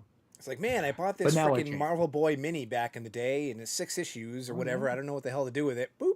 Here you go. Just drop it That right goes there. that goes in the Marvel etc. Etc. Okay. There you go. I have my Marvel etceteras. That's like I think that's like 4 or 5 long boxes. Just Mhm. like the stuff that doesn't fit anywhere. That's alphabetized, but it's just Marvel altogether. The unfortunate thing for me too is that I rent. I don't own my own home. Mm. Because if I did, and I almost bought a home, I don't know if you recall, a few years ago. A couple of years ago. Yeah. I would have turned that garage into, much like Mhm. you, into my little lair, my domain, and my Sure. God, I would have totally went back for those file cabinets. Damn my health and hip.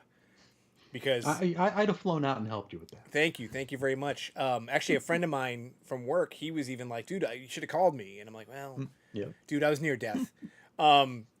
But this isn't my forever home. You know what I mean? Sure. Which is kind of It's hard unfortunate. to put roots down somewhere where you're not going to stay. And this is why I want to bring up the one negative to these file cabinets is that, You got to move them again. and I'm going to take things out of them. I can't. Okay, so you get a long box, you get a short box, you get a drawer box, whatever. Maybe you get a dolly for that. I don't know if I'd be comfortable with that. I don't know. Like taping them shut and then Run just, some tape. Yeah, run some tape around them. Yeah, that'll. I mean, they're secure. I'd be weary about it though. You know what? Yeah. Maybe if you're doing it yourself, like if you have a mover doing it. Oh I'd no be no worried. no. Yeah. Forget about it. I wouldn't trust a mover. Yeah. But yeah. No, me either. Yeah. If I was doing it by myself, maybe. But Yeah. even then, I think I just feel more comfortable like putting them into a box and then transferring them and putting them back in the file cabinet. Now, when you're moving, it's all about your comfort, Mm. for sure. I mean, that's why I moved everything myself, which was like moving them out of the room I was in into the back of my car. I was able to fit 16 long boxes in the back of my car. Oh man. And then driving to the house we're in now, taking them each out up a flight of stairs into the corner room Mm-hmm. until I filled that room, and then freaked the hell out. And then got the new shelves, and ran most of them from that room down into the garage, into the tandem. Yeah. So, yeah, I mean, it would have been a lot easier just to say, "Hey, you move this stuff. We're paying movers anyway." Yeah, But yeah, exactly. couldn't do it. Yeah, no. Yeah. And it's very nice of you to volunteer to fly out here to help me move my new file cabinets, but I would Yeah, not just reciprocate. take me to Ollie's. Take me to Ollie's. See, I can't do that. I'd be like, sorry, bud. If it involves lifting, I can't. I just can't do it. I'm a strong guy. Don't get me wrong. You just take me to the barn. We'll call it even. There we go. But I am just, yeah, man. I get too many synthetic parts and stuff like that now, and just like I feel things clicking and popping, and I'm like, this ain't good. This is not good whatsoever. But when I do No, finally, my mutant power is stupidity. So Okay, yeah. stupidity and sweat. Sweat, Those are yeah. the things I have. there you go. Yeah. When I do finally get my forever home or the place where I'm like, this is where I'm retiring here. The only way you're getting me out of here is when I'm dead. I'll be a corpse. Mhm. These- In a bag. I'm gonna get. I don't even care if they cost money. I'm gonna buy like 20 more of these because I love file cabinets now. Man, I think it's awesome. And even laying them on They're cool. the side, like I was telling you, which is kind of unorthodox. Oh, it's so great. And here's something for you. Actually, here's something for the audience.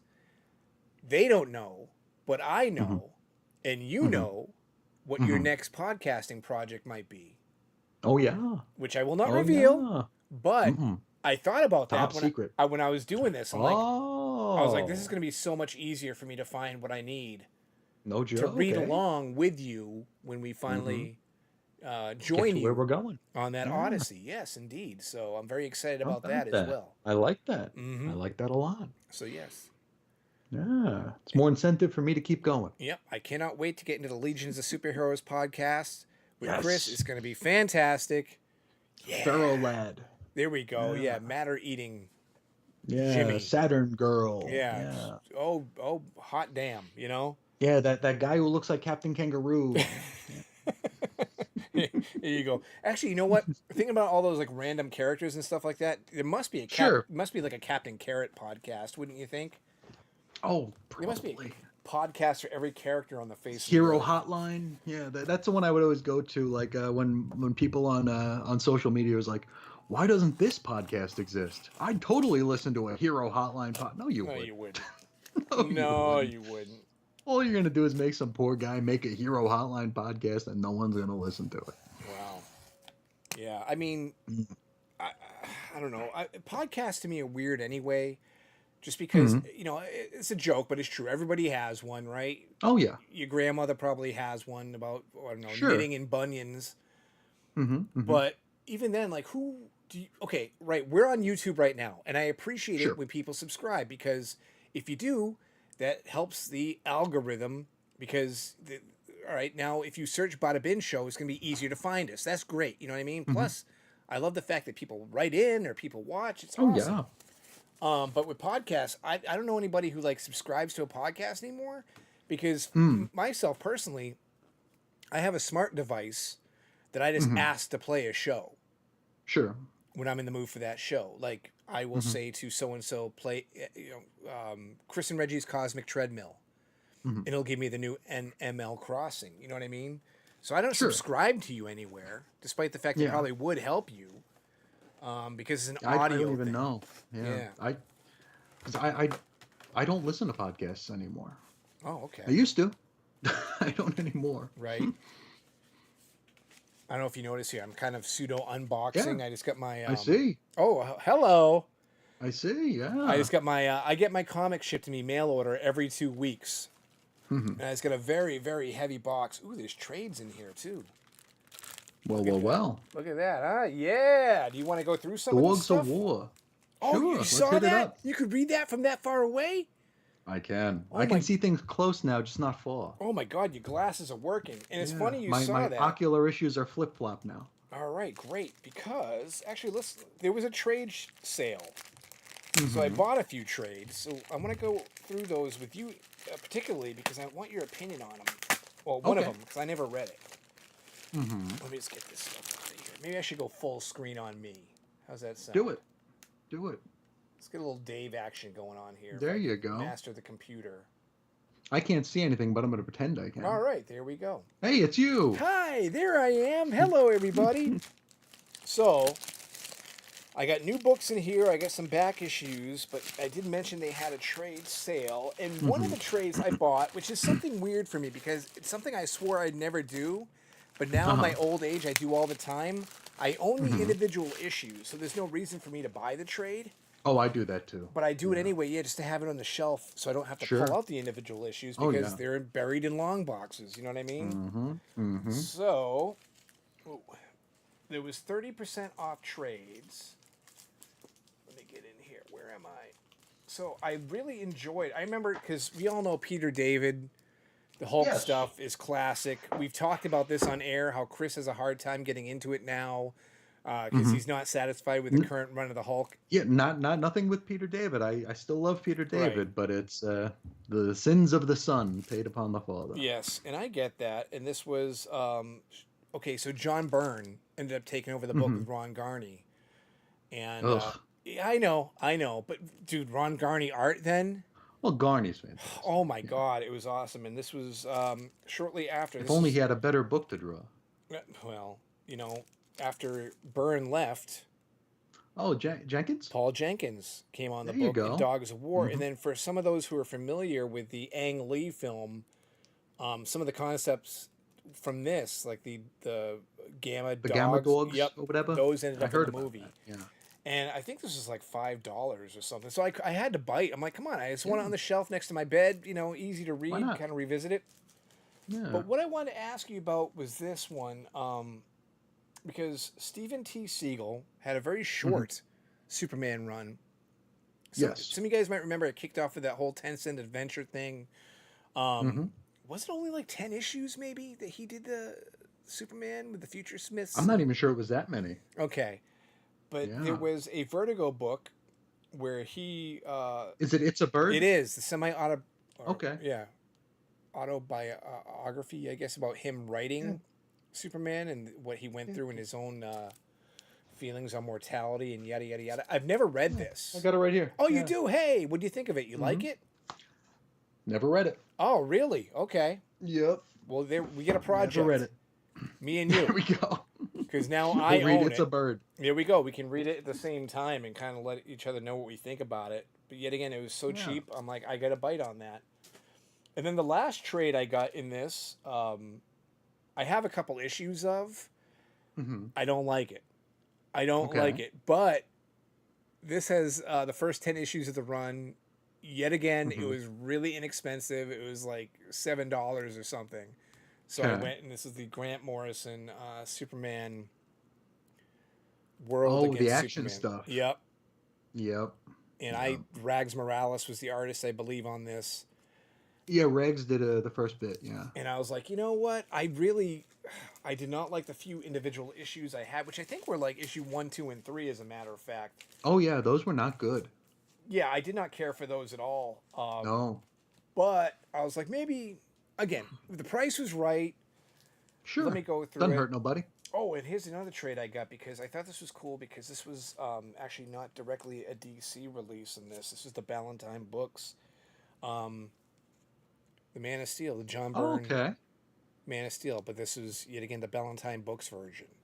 Yeah. The is it Ballant? Not even Warner Brothers. Yeah. Yep. So I decided to take a bite on this one, a little nibble, because Mm. I'm going to keep saying it. The price is right. It was cheap. Why Sure. not? You know what I mean? Sure. 30% off, and they normally wanted something like $10 or something, so I barely paid Okay. anything. Interesting. Now, And before you get into your other books here, we talked about this a little bit yesterday. I sent you a text, a frantic text, yes. asking what in the hell's going on with the Death of Superman trade. Oh yeah, geez, Louise, what is going Isn't that on with weird? that? Yeah. Let's just talk about that for a second before we look at more books. Yeah, because I have bought some things on eBay, so I get Mhm. the you might like emails every day, right? Mm-hmm.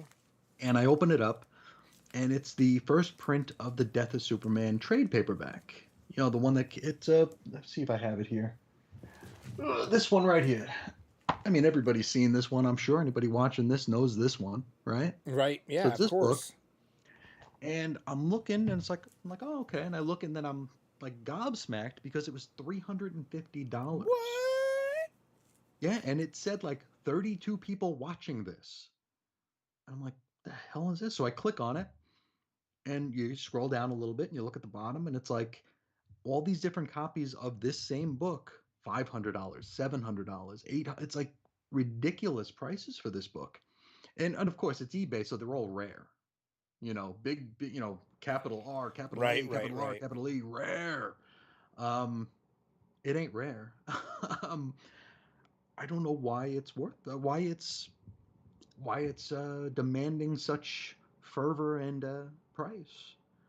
Didn't know if any of our viewers know, or if this is just a case of like, I don't know, it's like a weird like comics contagion or something, where it's certain books are just people are just piqued interest on a certain book, or what.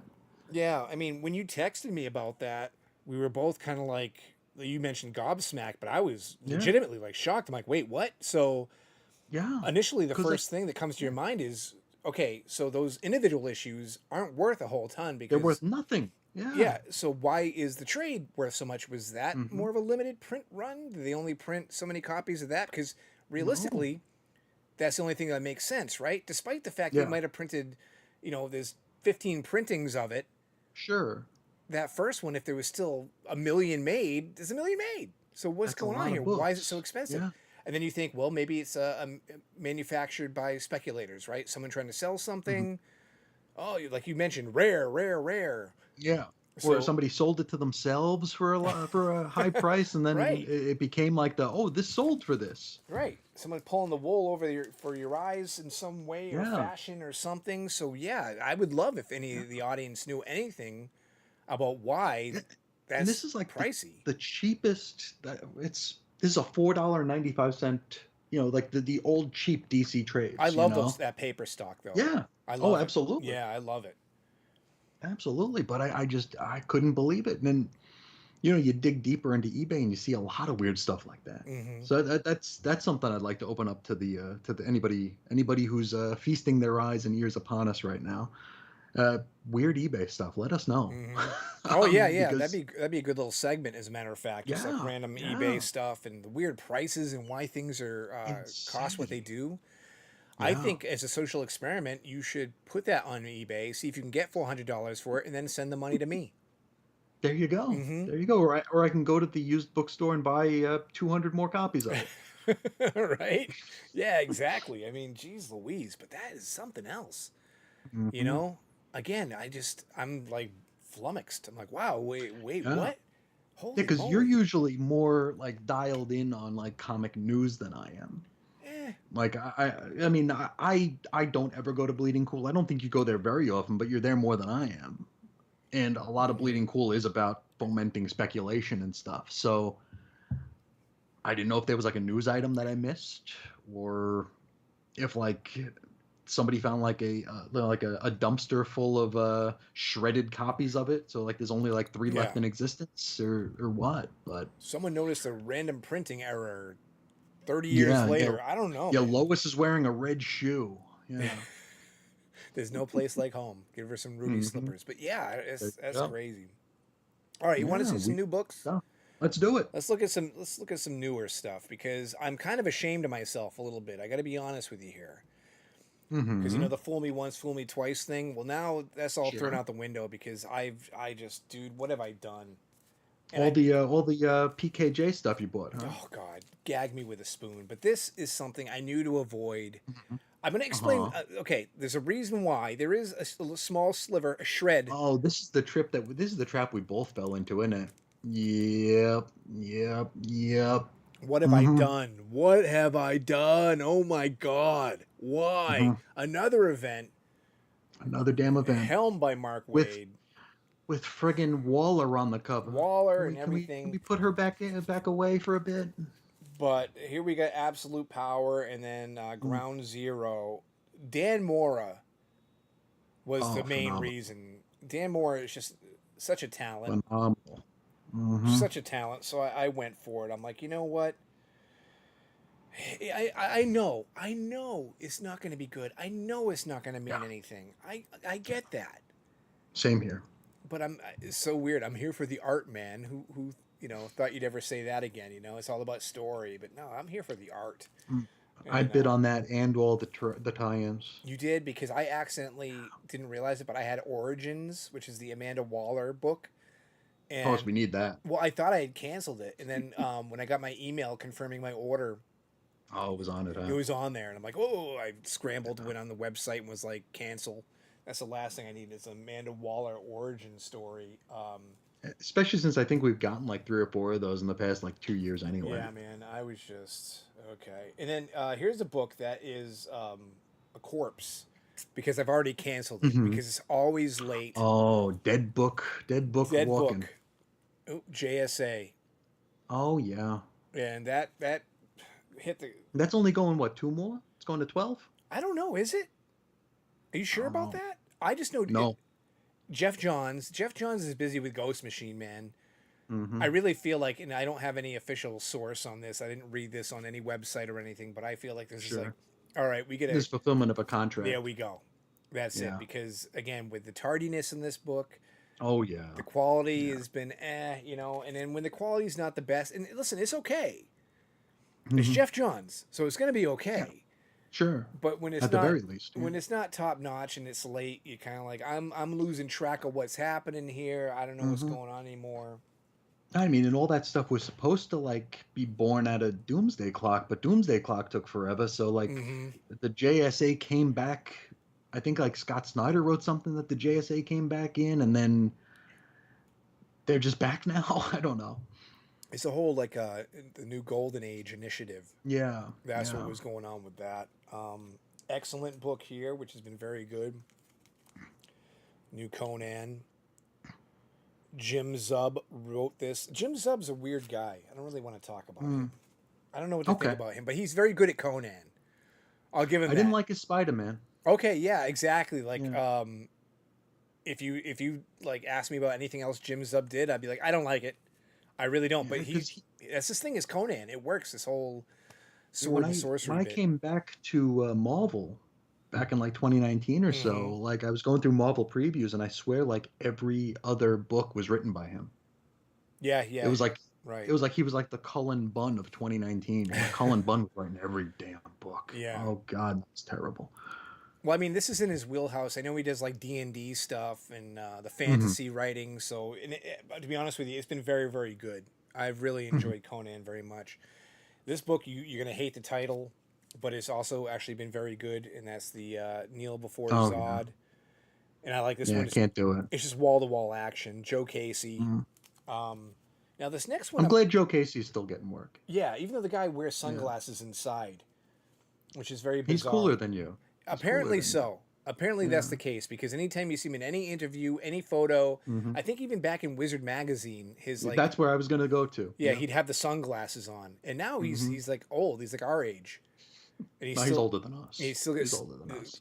okay. He's got the hairdo and the sunglasses, and I go, come on, man, really?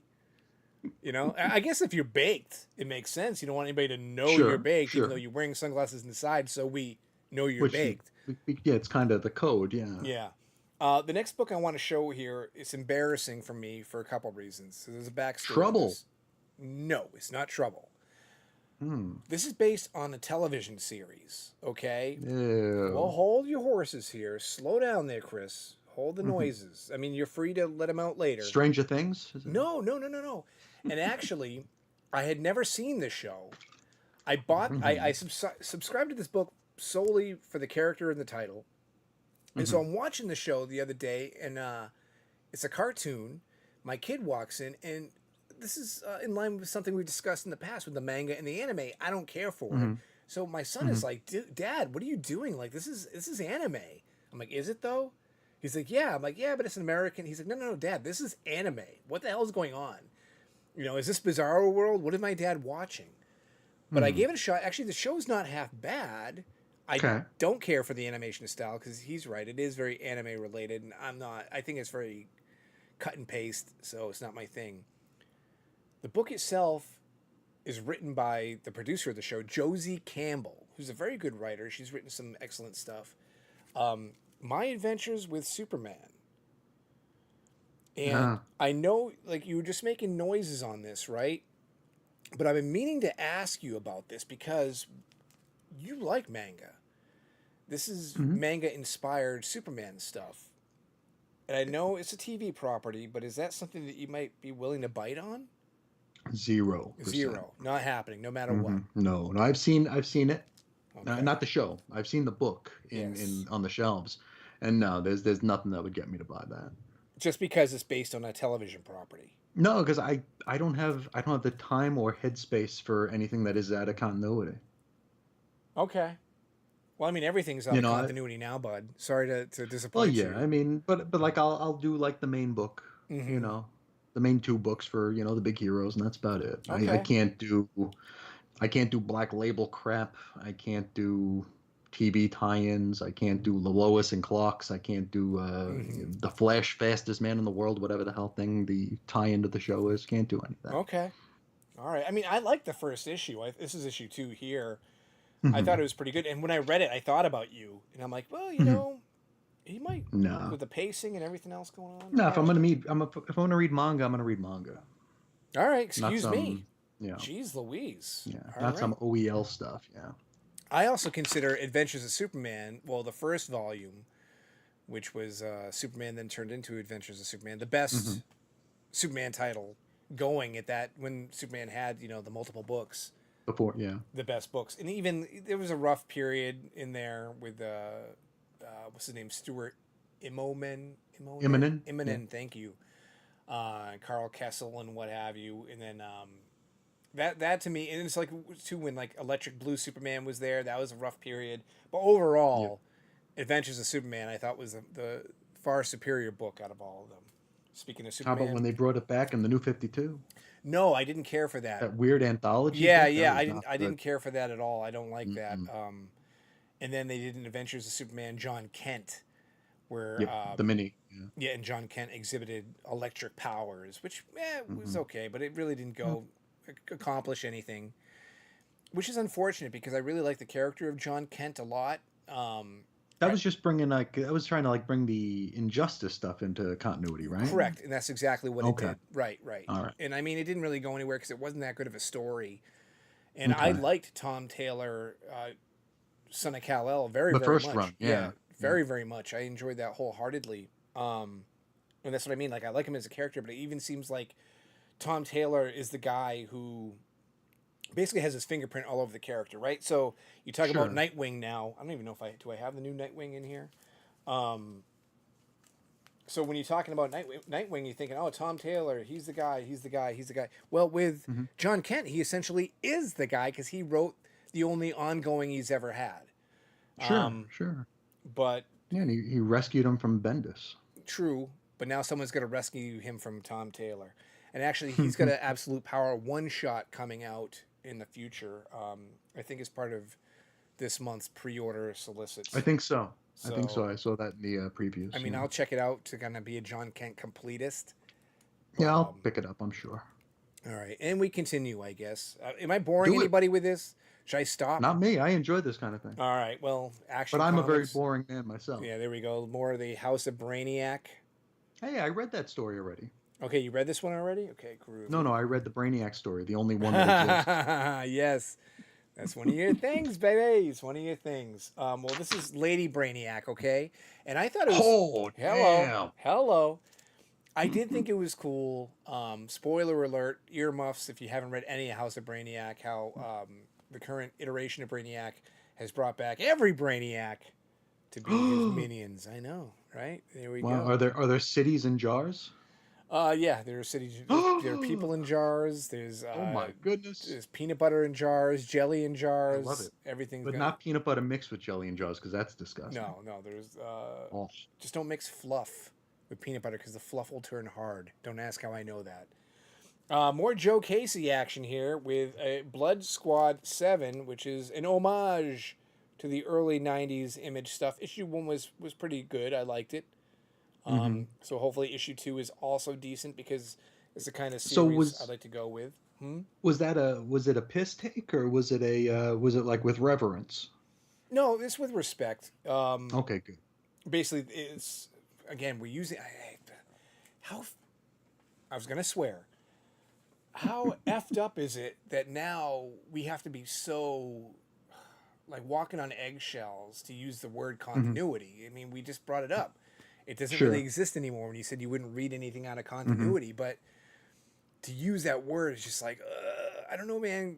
Can we even say it anymore? But in essence, this is supposed to have these characters have existed in the early Image. The whole time. Yes, exactly. So they're sentrying it. Yeah, that's a great way to put it. Yep. Ghostbusters back in town. I love the Ghostbusters. I like the property. Story actually isn't bad. The timing of this was terrible, as is the artwork. Sorry, apologies to the artist. Blue. Whoever you is. Del Quanti. I really don't care for your work. I'm sure you're a lovely human being. God bless you. Have a lot to give to the world. Just, there you go. God bless your heart is what I was going to say, but the artwork is terrible. And the other thing with the timing on this is like a prequel to a movie, but the movie came out, earlier this year, and there's still the issues are still trickling out. So, I tried the what's that? Ghostbusters Get Real. Oh. It was like a mini series back in probably like 2013, 2014. That had like the comic book versions of the Ghostbusters meet the real Ghostbusters from the cartoon. Okay. And I hated it. Okay. I think it's interesting I they do. I liked how it looked. Because it was like, oh, okay, that's neat. Those are the characters that I used to watch when I was a kid. But I didn't really care. Now they mix properties a lot. If you haven't noticed, it'll be like Power Rangers meets Teenage Mutant Ninja Turtles meets Ghostbusters. Yeah. Yep. So. That's like mixing the toy boxes, but yeah, what are you gonna do? Doesn't make for great reads. It's like when you make a comic book or movie based on a video game, right? Very rarely does it work. Yeah, in wrestling they would say like, and then the bell rang. Like, yo, you got this great idea, great story, and then it's like, but then the bell rang and it sucked. Yeah. That's true. All What's right. next? Yeah, okay. I'm sorry. I was thinking about wrestling for a second. I was going to say something derogatory about it, but let's move on. We can just assume. Operation Sunshine, Dark Horse. This has been a very enjoyable book. This is a Never heard of it. sequel. Okay, well, the first one, and this is, but I have a point of contention here that I don't Hmm. care for is it's every. All right, it could have been an ongoing or a longer mini, but instead Okay. they decided to stop. Seasons. But kind of, but very short Mm. seasons, and I don't like that. I really wish they didn't do that because this is a very enjoyable book. I do Hmm. recommend Operation Sunshine, but you know what I was thinking about too is like later down the road, you're going to be going to the dollar bins or something, and it's going to be Hmm. harder to keep track Of course. of what's Of going on here. course. Yeah. It's like, oh, I have 3 versions, and I'm sure they all have variant covers too. I think there's a couple. I don't think they went Yeah. gung ho on the variants here. I They just don't do have cover to. A. They don't have to. Yeah. Yeah. But yeah, it's been good. And then this has been the best book of the whole Ghost Machine line thus far. And that's Rook Exodus, which I might have commented on before that I thought this was going to be the worst. Hmm. But surprise, surprise, I really look forward to this book. It's been quite excellent. So recommend if you're going to pick up any Ghost Machine books and to get in on the ground floor. This is only issue 3, so you only have a couple that you'd have to pick up. It's cheap. There you go. Sure. Biggity bam, biggity boom. Yeah. I'm doing terrible reviews here. I'm like, Hey, I don't know. That's cheap. Ground these are floor. Blurbs. They're Blurbs. blurbs. Yeah, put it on the back cover. It's a Yeah. blurb. Sacrificers number 9, Image. This has been a decent series. Artist change. Trying to speed through these a little bit more now. More House of Brainiac. Now, I was just complaining about how we bit on absolute power and we know better. Mhm. Yeah. House of Brainiac is okay. So it's a crossover within titles, right? Sure. Your Yeah. action If comic. House of Brainiac was its own miniseries, I would not have bought it. They did have a one shot. Yeah, but I wouldn't So- have bought it if it was a miniseries. But isn't that- Just because What's it's that? part of Action and Superman, that's the only reason I bought it. Okay. But I was gonna say isn't it even more shyster though?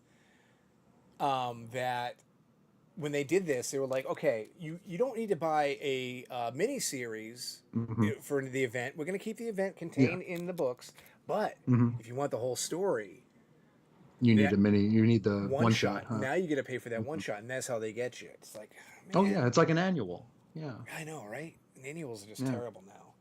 And They then, are. as far as the newer stuff, last but not least, this is not a series I'm reading. So this is a good way to end this little bit here because Oh, Outsiders. Yeah. I like the covers on that. I know, right? There you go. But I didn't even Covers show are it yet, cool. and you're like, Outsiders. You had to go shout it out, huh? It's like It was on screen. Oh, I was didn't guess. I'm not psychic. I thought you were psychic. I wish. But guess why I bought this issue, despite the fact I have not been buying the series. Because of the man. It's got a Jonah Mr. Hex, Hex. and apparently, Mhm. do you guys want a little spoiler on this one? It says Generation Hex right on there. Hmm. A little spoiler here. So yet again, earmuffs if you are an Outsiders fanatic. Batwoman becomes like the new Hex in a way because she takes like a haunted pistol Hmm. and is thereby cursed, which I guess is a thing now. But whatever. I'm like, I you know what? guess. It's got Hex in it. I love Yeah. Hex. I love Jonah Hex. Let me go with it and let's see what's up. But with I that. haven't read any of those Outsiders issues yet, but I love the covers. Yeah. Covers look really cool. Well, the thing is, it's the writers on this book are Lansing Lansing and and Kelly. Kelly? Yeah, and Yeah. those guys to me, yet again, I'm gonna do the whole like God bless your hearts, like I'm some weird like Southern old lady. God bless your heart. But they start very well, and they don't seem to finish well. Okay. Anything I've read of theirs, like prime example I'll talk about is Captain America, was it? I thought it was Yeah. fantastic out of the gate. I'm like, these guys get it. Biggity bam, biggity boom. I love what they're doing with Captain America. Halfway through, it was like a 12-issue run they had. I'm like, I got to cancel this. Mhm. This is boring. This is just not what I signed up for. Like, this is a bait and switch, man. You know? And I liked the concept when I had heard about this Outsiders book. And then I was like, but who's the creative team behind it? And I'm like, But it's Lansing only Kelly. like a 10 or 11 issue mini, right? Yeah, I think believe it's it almost is. over. I think it's like Yeah. I think you're right. I think it's like 10. Yeah. So yeah, So those are the new books I got going on there. It's not a mighty big stack, but I get my shipment every couple of weeks, which I'm thinking about changing to once a month. That's what I do. I think I might have to because yet again with the organizing, and I think that's part of like how I get myself in trouble, is by clumping things in short boxes and stuff. Sure, it's easy to do. It's way easy to do, especially when I've Yeah. got books coming in like every 2 weeks. Because sometimes Does like it save? what's Does it that? save money to go monthly? $9. It'd save me $9 a month. Okay. Okay. But still, like some shipments aren't 13 new books. Some are like 26 or whatever, and Sure. then before you Sure. know it, you're in over your head as far as just like Oh, yeah. things stacking up around the bedroom, and you gotta start throwing things in short boxes and stuff. Oh yeah. So. Yeah. My monthly is like usually 50 or 60 books. Yeah. Really, you're a maniac. Yeah. Yeah, and I read 2 of them. Yeah. Well, what do you read first? I'm very interested in that because. Mhm.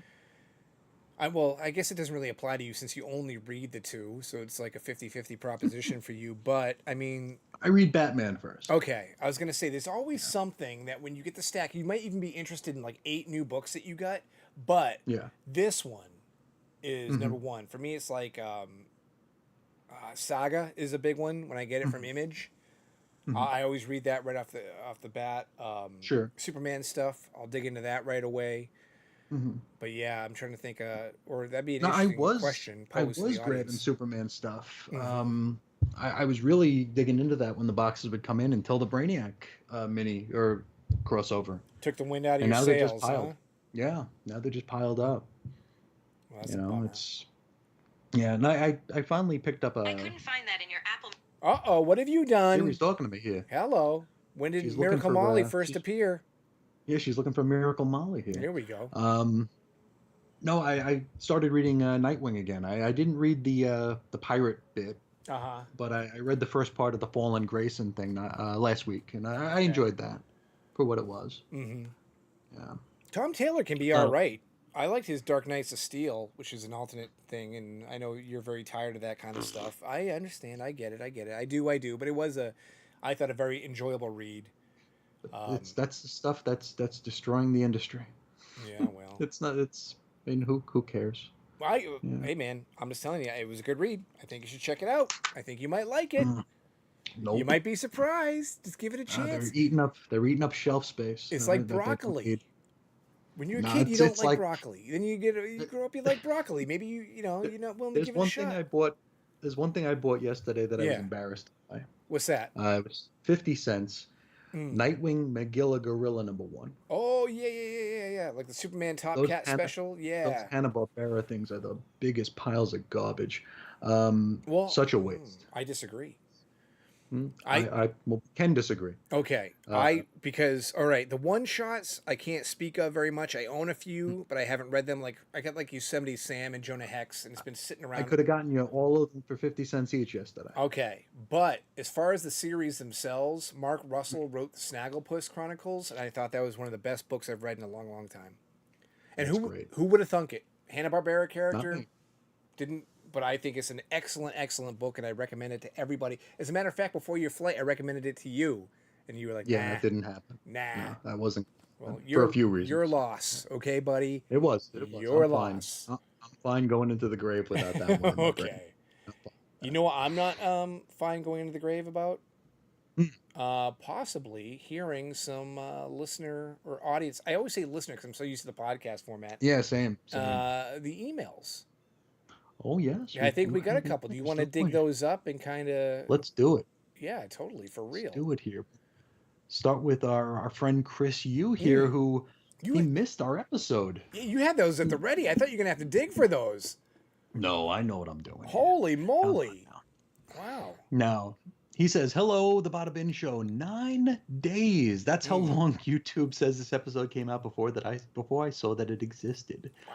I don't know how I missed it, but someone at Google is going to get a nasty email from me for not telling me when this episode was live. I apologize for not watching sooner. Let me get to my Bada babble for this episode. No reason to apologize. The show is always there. Right. Not a big deal. Exactly. They're just they're trying to stifle us here because we're talking about continuity. Oh, God forbid. They can't have that. Yeah. They can't have that. Um, I enjoyed the return of the Sweet Spots segment. These are the books that shaped all of our individual love for the comics, and I love to hear the secret origins of other comic fans. Another sweet spot for me is World's Finest Comics number 300. It's an oversized anniversary issue that's the conclusion of a five-part story in which Batman and Superman battle Zeta and the Pantheon. It's special to me for two reasons. First, it contains a four-page cameo by the New Teen Titans written by Marv Wolfman and drawn by George Perez that fits in seamlessly with the New Teen Titans continuity of the month it was released. Remember when they used to do that? You remember when like guest appearances would be like they would make sense? Yeah, I know. Way back. Imagine that. It's like really Wolverine's in 75 books this week? Cool. Um, Chris continues. Mind you, that in this cameo, the Titans don't interact with Superman, Batman, or any other characters from the main story. They're just reacting to the chaos caused by events involving Superman and Batman. But nonetheless, these are 4 pages of Wolfman Perez Titans that most people don't know exist. Secondly, it's the conclusion of a plot point that transpired in Batman and the Outsiders #1. In Batman and the Outsiders #1, Batman has a falling out with Superman and the rest of the JLA over not going into Markovia to rescue Lucas Fox. Superman and Batman's friendship effectively ended with that issue. But as a result of this issue and the adventure contained within it, Superman and Batman put aside their differences, shake hands, and become friends once more. For a pre-crisis kid, the fact that Superman and Batman were best friends was a given. So seeing them return to that status quo made everything seem right with the world again. Now, I know you're reading the current World's Finest, but did you do any of the pre-crisis stuff? For World's Finest, Yeah, the I Superman Batman team up. I got a couple random issues, Hmm. but it was never a thing. Even when I was a kid, it wasn't a book I was terribly interested in. And to be honest with Sure. you, the random issues I have now, they're like the from the '80s. The quality is not Hmm. very good.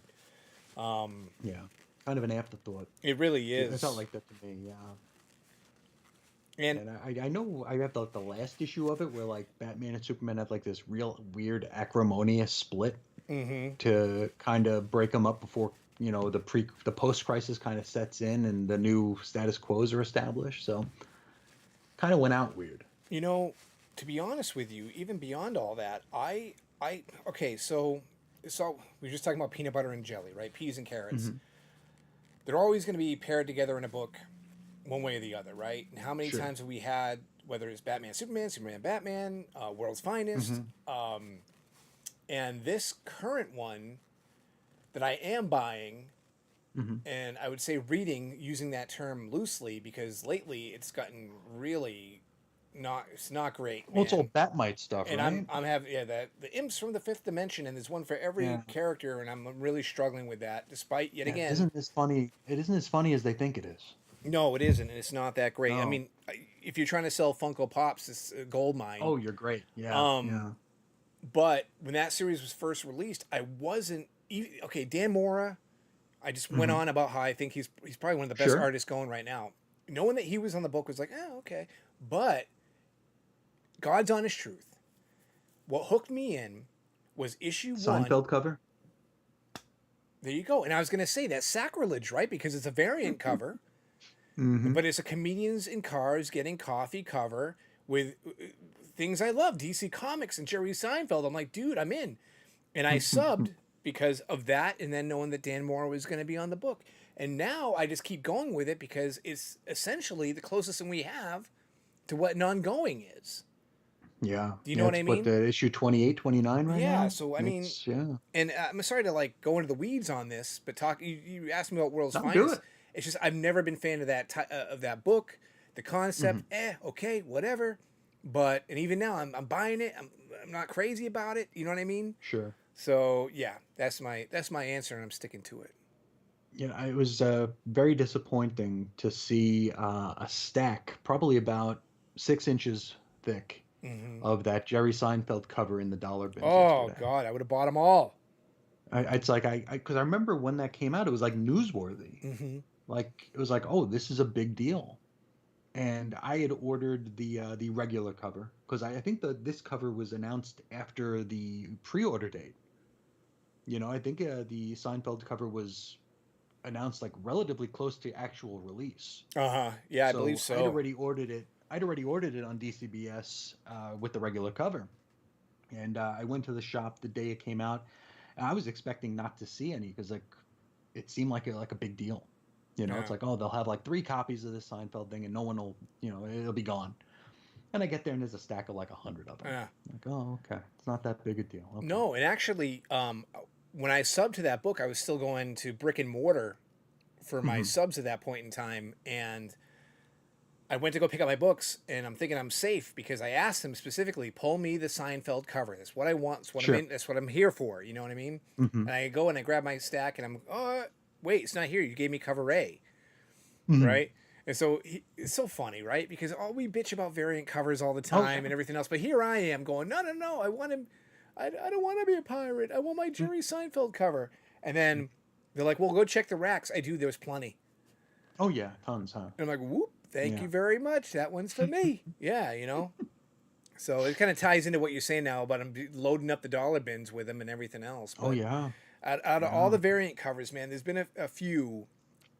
We all know, it's well documented, we are not, you more so than I, of course, Hmm. variant fans. There are times I pull the trigger on variants, but when you tell me Jerry Seinfeld's on the cover of a comic book, I mean, come on, all rules are thrown out the window, you There know? you go. There you. We all have our Milgram line to cross. We do. Um, now back to Chris's message here. He says that's the great thing about comics. There'll always be a return to the status quo. No matter what happens, Clark will always return to being Superman, Bruce will always return to being Batman, and Diana will always return to being Wonder Woman. These three are icons that can never truly change. They may evolve, but they'll always be necessary versions of their respective costumed identities. DC did legacy heroes right only once. Well, we might disagree here. He says that was the Silver Age. The Silver Age versions of Flash, Green Lantern, Atom, et al. Were able to exist alongside their older Golden Age counterparts due to the concept of there being multiple Earths. When Wally West, Kyle Rayner, and Ryan Choi took over the costume identities of Flash, GL, and Atom to their elder counterparts were killed off. So the older established versions could not coexist with those who took up their costume legacies. Eventually, those dead Silver Age characters had to come back to life, and that upsets everything about the younger legacy heroes just to return to the Silver Age status quo. The whole 5G concept and legacy heroes as a whole could only work as an alternate Earth. Yeah, I forgot we talked about 5G, didn't we? Yeah, we did. Yeah. Yeah. Yeah, that's a problem with going 2 weeks between shows, I guess. Yeah. Um, I liked the post-crisis legacy heroes. I don't know what your take is on Wally, Kyle, and the gang, but I'd love to hear it. Well, I mean, when he talks about killing characters off, the main characters, he brought up Mhm. the Atom in particular. I didn't even realize they had killed off the Atom, to be I honest. don't think Ray Palmer died necessarily. I know they turned him into a teenager, then he came back, and then I thought he was like kind of like the Hank Pym to the other Ant-Man, Okay. like, just like the scientist in the background, I thought, but I could be wrong. Well, I I mean, could just be. the comment he had made in that email that kind of struck me was like, when you kill off the main character or the main character, and then you bring in the Mhm. legacy character, they don't have like time to work together and everything else. And I'm thinking, well, okay, let's talk about Wally West and Barry Allen. You know, one was Kid Flash. Yeah, they worked together for a while. Yeah, Yeah. yeah, you know what I mean. I forgot what your question was as far as like the pre-crisis and the. Like, what are your thoughts on the post-crisis ones? Oh, Did you like the fact that they showed, I guess, for lack of a better term, like a maturation of the DC universe? Like they were, like time was actually moving forward. I do, and we talked about that when we discussed 5G. I'm for Mhm. that. Um, Mhm. it's like, okay, you know, how often can everybody get in discussion about how can characters stay static forever? Yes, they can. That's something They that you can. established last time we talked. It's fiction. Hmm. Peter Parker could be a 16-year-old kid for 50 years. It's Forever. Yeah. forever. It's a story. But with that, readers change, tastes change, and so, all right, it is weird. Okay, so let's say they kept Peter 16 years old from the 60s until 1978, and then all of a sudden they determine this isn't true, but I'm just saying, like, Yeah. He's hypothetically going to speaking, college now. yeah, now Yeah. he's going to college. Now he's getting married, you know, and Hmm. now he's growing up with the audience. Why now compared to then? sales, right? Someone's not buying the book, so they got to do something. They got to stir the pot a little bit. Mm-hmm. Well, for me, I will still read Superman, for example, or Swamp Thing. If Al, well, no, Swamp Thing is a terrible example. What am I doing? Alec Holland would be a rotten use. But okay, where I initially started with Superman, Clark Kent. Clark Kent could be 25 years old, let's say. I'll read him if Mm-hmm. he's 25. I'll read him if he's 52. But to be perfectly honest with you, when I'm 52, I'd probably rather read about a 52-year-old Clark Kent, if that makes any sense. Okay. And yet again, it's fiction. It's make Sure. believe. People are flying, shooting laser beams out of their eyes. Mm-hmm. So why does it matter if I can relate to someone's age just because I'm older? It doesn't. Yeah. But True. I'm not averse to it, if that makes any Right, sense. because you just earlier you showed a trade featuring a very young Clark Kent, Yes. that Grant Morrison stuff, which neither of us cared for. Mm. You know, and I don't know if it was due to the whole New 52-ishness of it, Mhm. or the de-aging, or the de-marrying, or whatever the Or the hell they suit did is to just a him. T-shirt. You know what I mean? Yeah. Like what? Yeah. Yeah. Right. Yeah, it's a lot of weirdness there, Yeah. but I thought bringing back, Hal and Barry were steps backwards. Really. Yeah, yeah. I mean, I grew up with Wally. Um, I like I like Hal Jordan's story arc. I like him failing with his power. I like Mm-hmm. Twilight. I thought that was great. It felt real. It felt natural. It felt right. Okay. And Zero Hour. I've already talked about how I don't think Hal Jordan is the villain of Zero Hour. I think he was just trying to make things right. Hey, Just doing Chris. it. Not to Yeah, interrupt you. You can keep talking. I'm sorry. And to the sure. audience, I'm sorry, but my earbud just gave me notification the battery is Beep beep dying. Yeah, beep so I beep. have to switch to old school. I got like some gamer cheapo depot headset. I'm gonna pop Ah, on. So let you there you know. go. Keep going. I'm just letting you know what I'm I will doing. keep. Where Keep. was I? Oh yes, Hal Jordan. I don't think he was the villain of Zero Hour. He was just trying to give everybody what they wanted, and it was, wrong-headed. Of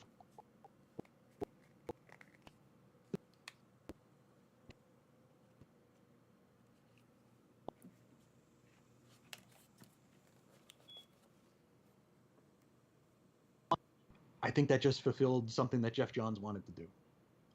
And then bringing Barry back, I didn't like that at all, because they just immediately shoved Wally into the back, and I mean, they took him out of continuity altogether with the New 52 until they finally brought him back. So I don't know.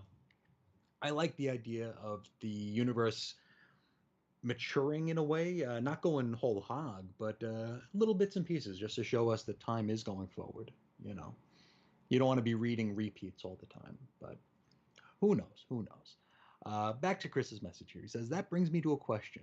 The greatest change to a superhero status quo is getting married. Both DC and Marvel undid marriages with continuity reboots.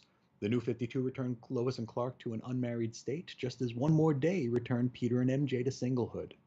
Can a costume superhero with a secret identity become married without it moving too far away from their established status quo to eventually need undoing to return them to their former status quo?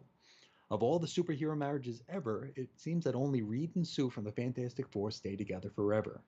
Their marriage has become their status quo. So what do you think? What do you think about marrying off heroes and unmarrying them, and deals with the devil, and flushing the cosmic toilet and getting rid of everything? What do you think about that? You asking me?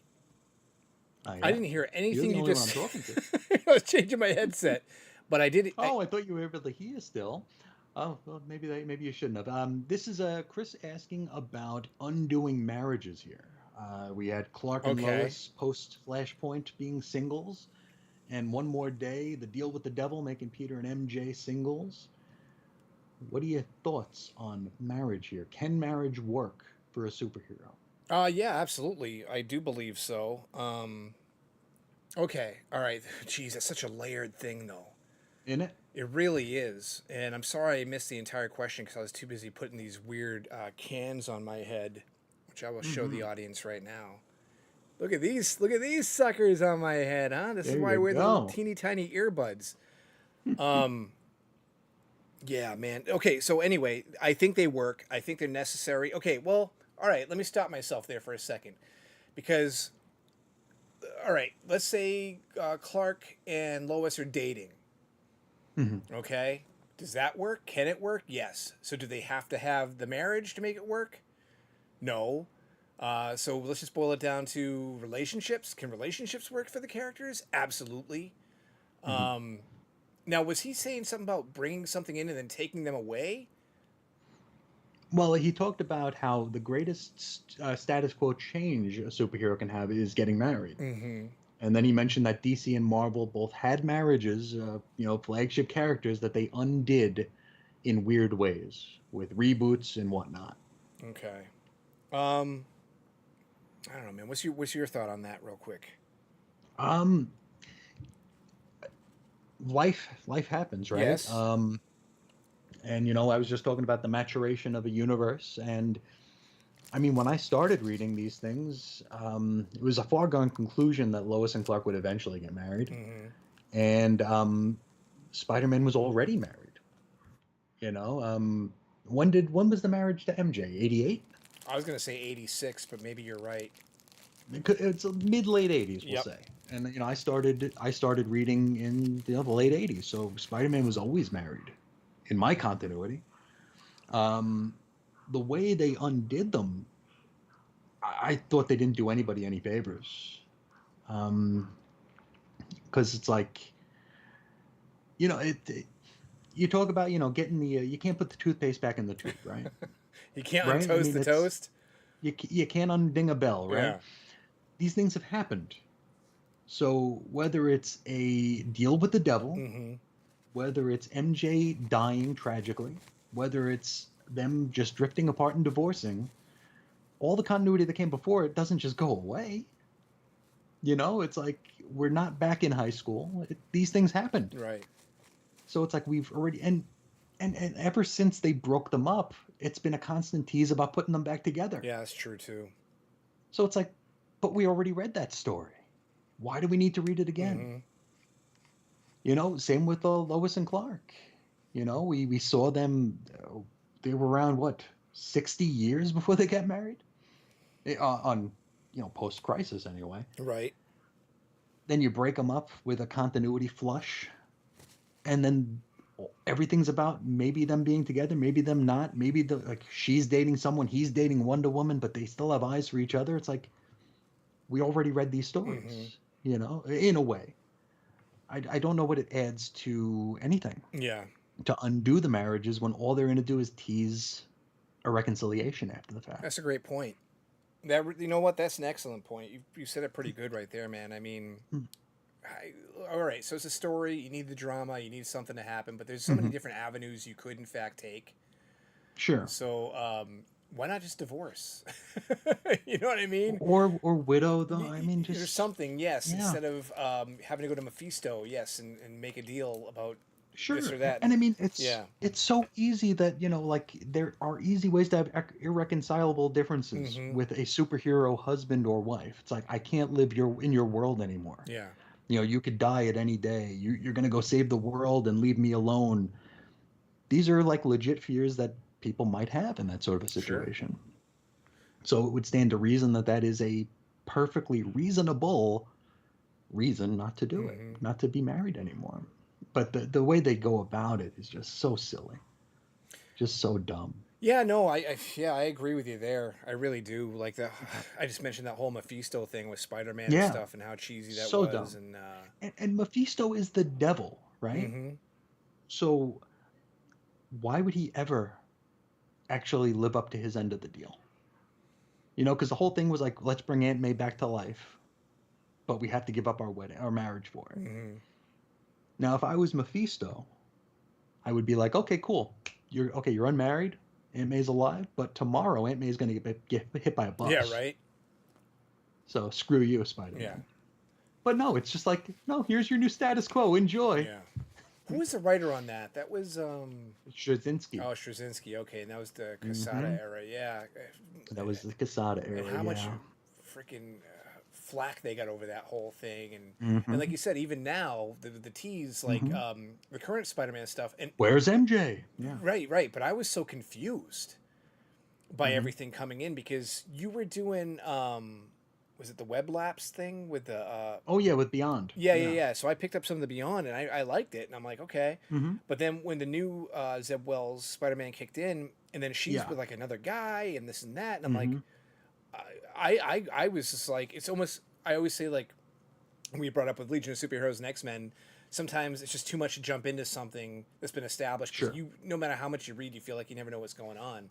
Of I felt course. so confused. I felt Mm-hmm. so just like, as I did with my Yeah. earphones, discombobulated, not Mm-hmm. knowing what was going on with the MJ Peter thing, and it was Yeah. unsettling, and he didn't like it. I didn't like it as a reader. And that's not the way you can be with a flagship book. Yeah, no, Yeah. yeah, I agree. And like the New 52, when they broke up Lois and Clark, it felt like all they were doing was doing like the ultimate version Hmm. of Superman. Like they did Ultimate Spider-Man, Ultimate X-Men, all that stuff. It felt like Ultimate Superman. Yeah, It's like, okay, we're gonna have this new world, but we're gonna play the hits yeah, still. They're just gonna be a little bit different than they were, but they're still the same stories. right. I Hey, don't I got know. to answer a call real quick, so keep talking. I'm Okay, gonna be listening this time, though. I swear to God, everybody. I will wrap up the email here. He says the ephemera segment is my favorite. Keep those comics related items coming. And a side note, Bret Hart is his favorite wrestler as well. Gorilla Monsoon was right when he called him the best there is, was, and ever will be. And Dave's favorite wrestler should be his namesake, the famous John Stossel slapper, Dr. D. David Schultz. But we all know that it's Rhonda Ripley instead. Hope to catch the next show live, and I hope so too. I don't know how to look and see if anybody's watching this, so I can't say whether or not you are. But we definitely thank you for the email. We always love hearing from you, and we always enjoy your takes. I think Dave's I back. am back. I'm sorry. That was my wife. She was calling me. She is in Mexico right now, so I had to take it. Mhm. And I did hear my name talking about Yes, wrestling and he this says your slap. favorite wrestler should be Dr. D. David No, Schultz. he is not my favorite wrestler.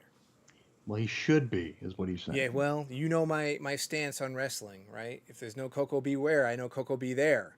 Yamo be there, Yamo be not Coco there. beware. Interestingly enough, Yes. though, many years ago, in my heyday of collecting sports memorabilia, one of the Hmm. pieces I enjoyed acquiring the most was there was a hockey player, Dave the Hammer Schultz. And Huh. so I bought his autograph and I hung it up in my office. And when people came in, they go, Hmm. "Oh, geez, Philadelphia Flyers, who's that?" I'm like, "That's me. That's Dave There Schultz." you go. And they're like, "What?" There you They're like, "You go. paid for an autograph for the man who has the same name as you?" And I said, "Yeah, most certainly did." And I hung it with pride. So yeah, exactly. But yeah, Chris, you always thorough emails, and we Hmm. don't hear from him right away. I start getting a little concerned. What's going on with Yeah, you, man? I don't know what that darn YouTube wouldn't tell him wouldn't tell him we were Yeah, on well, he's gonna check it until every way day. after the fact. He's gonna keep logging Yeah, in on YouTube every day and looking for us. That's what's going on here. Okay. that's how it be. Yep. That is how it All be. right. That's not the only email we have, though. We Okay. do have another one from your buddy in real life. Mm. Now, do we know how to say his name yet? Well, I say it the Gringo way. We've already established this. So I say Okay. Beto. You say Beto. We'll say we'll say Beto or Beto. We'll Okay. say them both. All right. There we go. Interchangeable. He says, "Hey there, Bada Bin Show. You guys talk about the big two all the time. Are there any indie runs that you've enjoyed or are currently enjoying? As much as I love DC and it being a huge part of my childhood, I do find myself subbing more to Image and other publishers more than just DC. Huh? What do you think?" I think I read that email this morning, Hmm. and I thought to myself, and this is I don't know, pose this on YouTube. Like Image to me doesn't feel very indie anymore. No, I agree. I I know agree. what he means by big two, right? We talk about Marvel and Sure, DC all of the course. time. The majority of books I buy are DC books. Hmm. But even then, because when you start saying like Image is indie, it'd be easy to be like, I just talked about Saga. There we go, Saga. Bing bang boom. The Sure, sure. Sacrifices I just showed you. Um, Hmm. I'm actually buying more though from smaller publishers now than I Oh, probably I have ever have in my my life. contractor is here right Oh, now. geez. So you keep talking now, All right, and there I'll we be go. right. Look at that. You see what happens here, folks? Everything works itself out. It's very even, Steven. My headphones didn't work. Chris took the reins. He put the load on his back. My wife calls from Mexico. Chris steps in, and I think I'm off. And he did all the work, and I got off scot free. Well, guess what? Now it's me responsible for talking. So, what are we talking about? Oh, yes, the emails. So I don't know if I should answer that completely until Chris returns. But I will just say this real quick, and then we'll get back into the response to Beto's email. Was I do buy more smaller publisher books now than I ever had in my life, and I do think I don't know, when you're a kid, you want the superhero stuff, right? I mean, of course. Otherwise, it's probably too mature for your young eyes, or the kind of content that you probably wouldn't be interested in, especially being young, because you want capes, you want action, you want superheroes. But yeah, now with story driving basically what you're looking for out of the medium, a lot of times to get something more original or unique, you got to turn to other publishers for that. So yeah, but again, I'll wait to answer any more of that until Chris returns. Now, I guess I can kind of switch gears a little bit, and I do apologize to Beto because we had to do this during your email. But again, contractors are at the door. What are you gonna do? But yeah. So switching gears here, what am I gonna talk about? I had one thing that I wanted to discuss later with Chris, but I guess I'll do it right now with you guys. And I don't know if there's any other fans out there of any Two Moros stuff. For a long time, I would sub to the different magazines that they published. Oh wait, he's back. I guess I can say this for later. We are a very professional Hey, hey. program here, folks. Let me tell you. I was about to go Oh into yeah. a Tomorrow's discussion because I didn't want to get too Oh, far into the email without you being here, but we can save this for after now. sure. Okie dokie. There we go. And the So contractor's there, he is and here. He is all is here. good in the world, right? Everything's working right. Okay, great. Yes. So we were talking about indie books Yes. and how Image is kind of borderline as it pertains to indie Mm-hmm. anymore. And I think that's true. I agree. I mean, we talked about Ghost Machine earlier. That doesn't feel very indie to me. You know, it's indie in that it's creator owned, Yes. but it feels, I don't know, it feels less indie than what I would consider indie. Yeah, and it's an imprint under the Image banner. So if you Sure, struggle thinking of Image as an indie, then of course any kind of imprint under that would not qualify. But for sure. even then, I still kind of struggle with it even more because maybe it's because how familiar I am with so many publishers now that, all right, so technically Dynamite would be an indie. Dark Horse is an indie. You know what Sure, I mean? But sure. they've been around for a long time. They publish a lot of books, and sometimes Oh, I yeah. think to myself, really, are they indie? It's like, we're really looking to like the cracks in the I guess you're sidewalk just like, here. yeah, I guess maybe less mainstream, Y- but even Yeah. then, I mean, yeah. But I'm trying to think of what I read outside the big two, and it's a very, very small Mm. list of stuff. Like, what was that one you turned me on to? The Last Barbarians, Mm-hmm. which that was Dark Horse, was No, it? no, no. Last Barbarians was That was Ablaze. Shadowline. What's that? Was it Shadowline? No, no, no. Image No, Shadowline? that what you're thinking about? Oh yes, yes. I'm sorry. I thought you meant the Mighty Barbarians. Jeez, am No, I never off heard my of that game one. right now? Yeah. This headset thing really screwed with me. Yes, that was Image. You're right. The Mighty Okay. Barbarians was Image. Yes, The Last Barbarians was the Image. Last Barbarian. Yes. Too many damn I know. There's a barbarians, I lot tell running you. around here. But I remember I enjoyed that until the last issue. Mm-hmm. Um, and I always try to look at the non-big two stuff. I just like I said, I don't have the brain space for it anymore. Back in the day, I would buy anything that Oni Press put out, Okay, that I think like would turn of the consider indie. century. Sure. Yeah, like I would buy any like there was like 1+1 was a book that came out for a bit. There was like was Speak of the Devil that or was that DC Dark Horse? I don't You know. got me. But I used to always pick up whatever I could from Oni. Slow News Day, I think was it, like that Paul Andy Watson or whatever. Uh, I just enjoyed the different stuff that I didn't read growing up. I only read superhero stuff growing up. So when I started to branch out, I liked the more obscure and weird sort of things, and didn't really stick around, I guess, because everything, like you mentioned, Dynamite. I think even Oni started doing like licensed stuff. Like I think they do that Rick and Morty crap. Yeah, probably. It's a Yeah, little it's off like my radar, but yeah. yeah, me too. Yeah, when they start doing the licensed stuff, I have no interest in that. Right. Well, Yeah, none at all.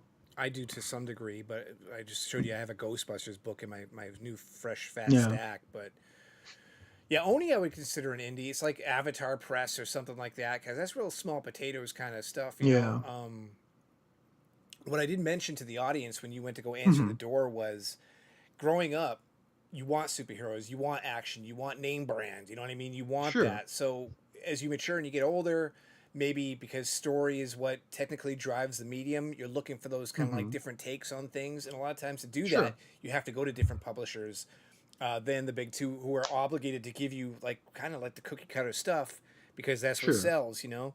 And even then, sometimes even more mature stories. And I know yet again with imprints, you have Vertigo and stuff, so the big two can Hmm. kind of dip their toe in the water with Yeah. that. But I mean, yet again, I'm buying more indie stuff now than I ever have in my life. Hmm.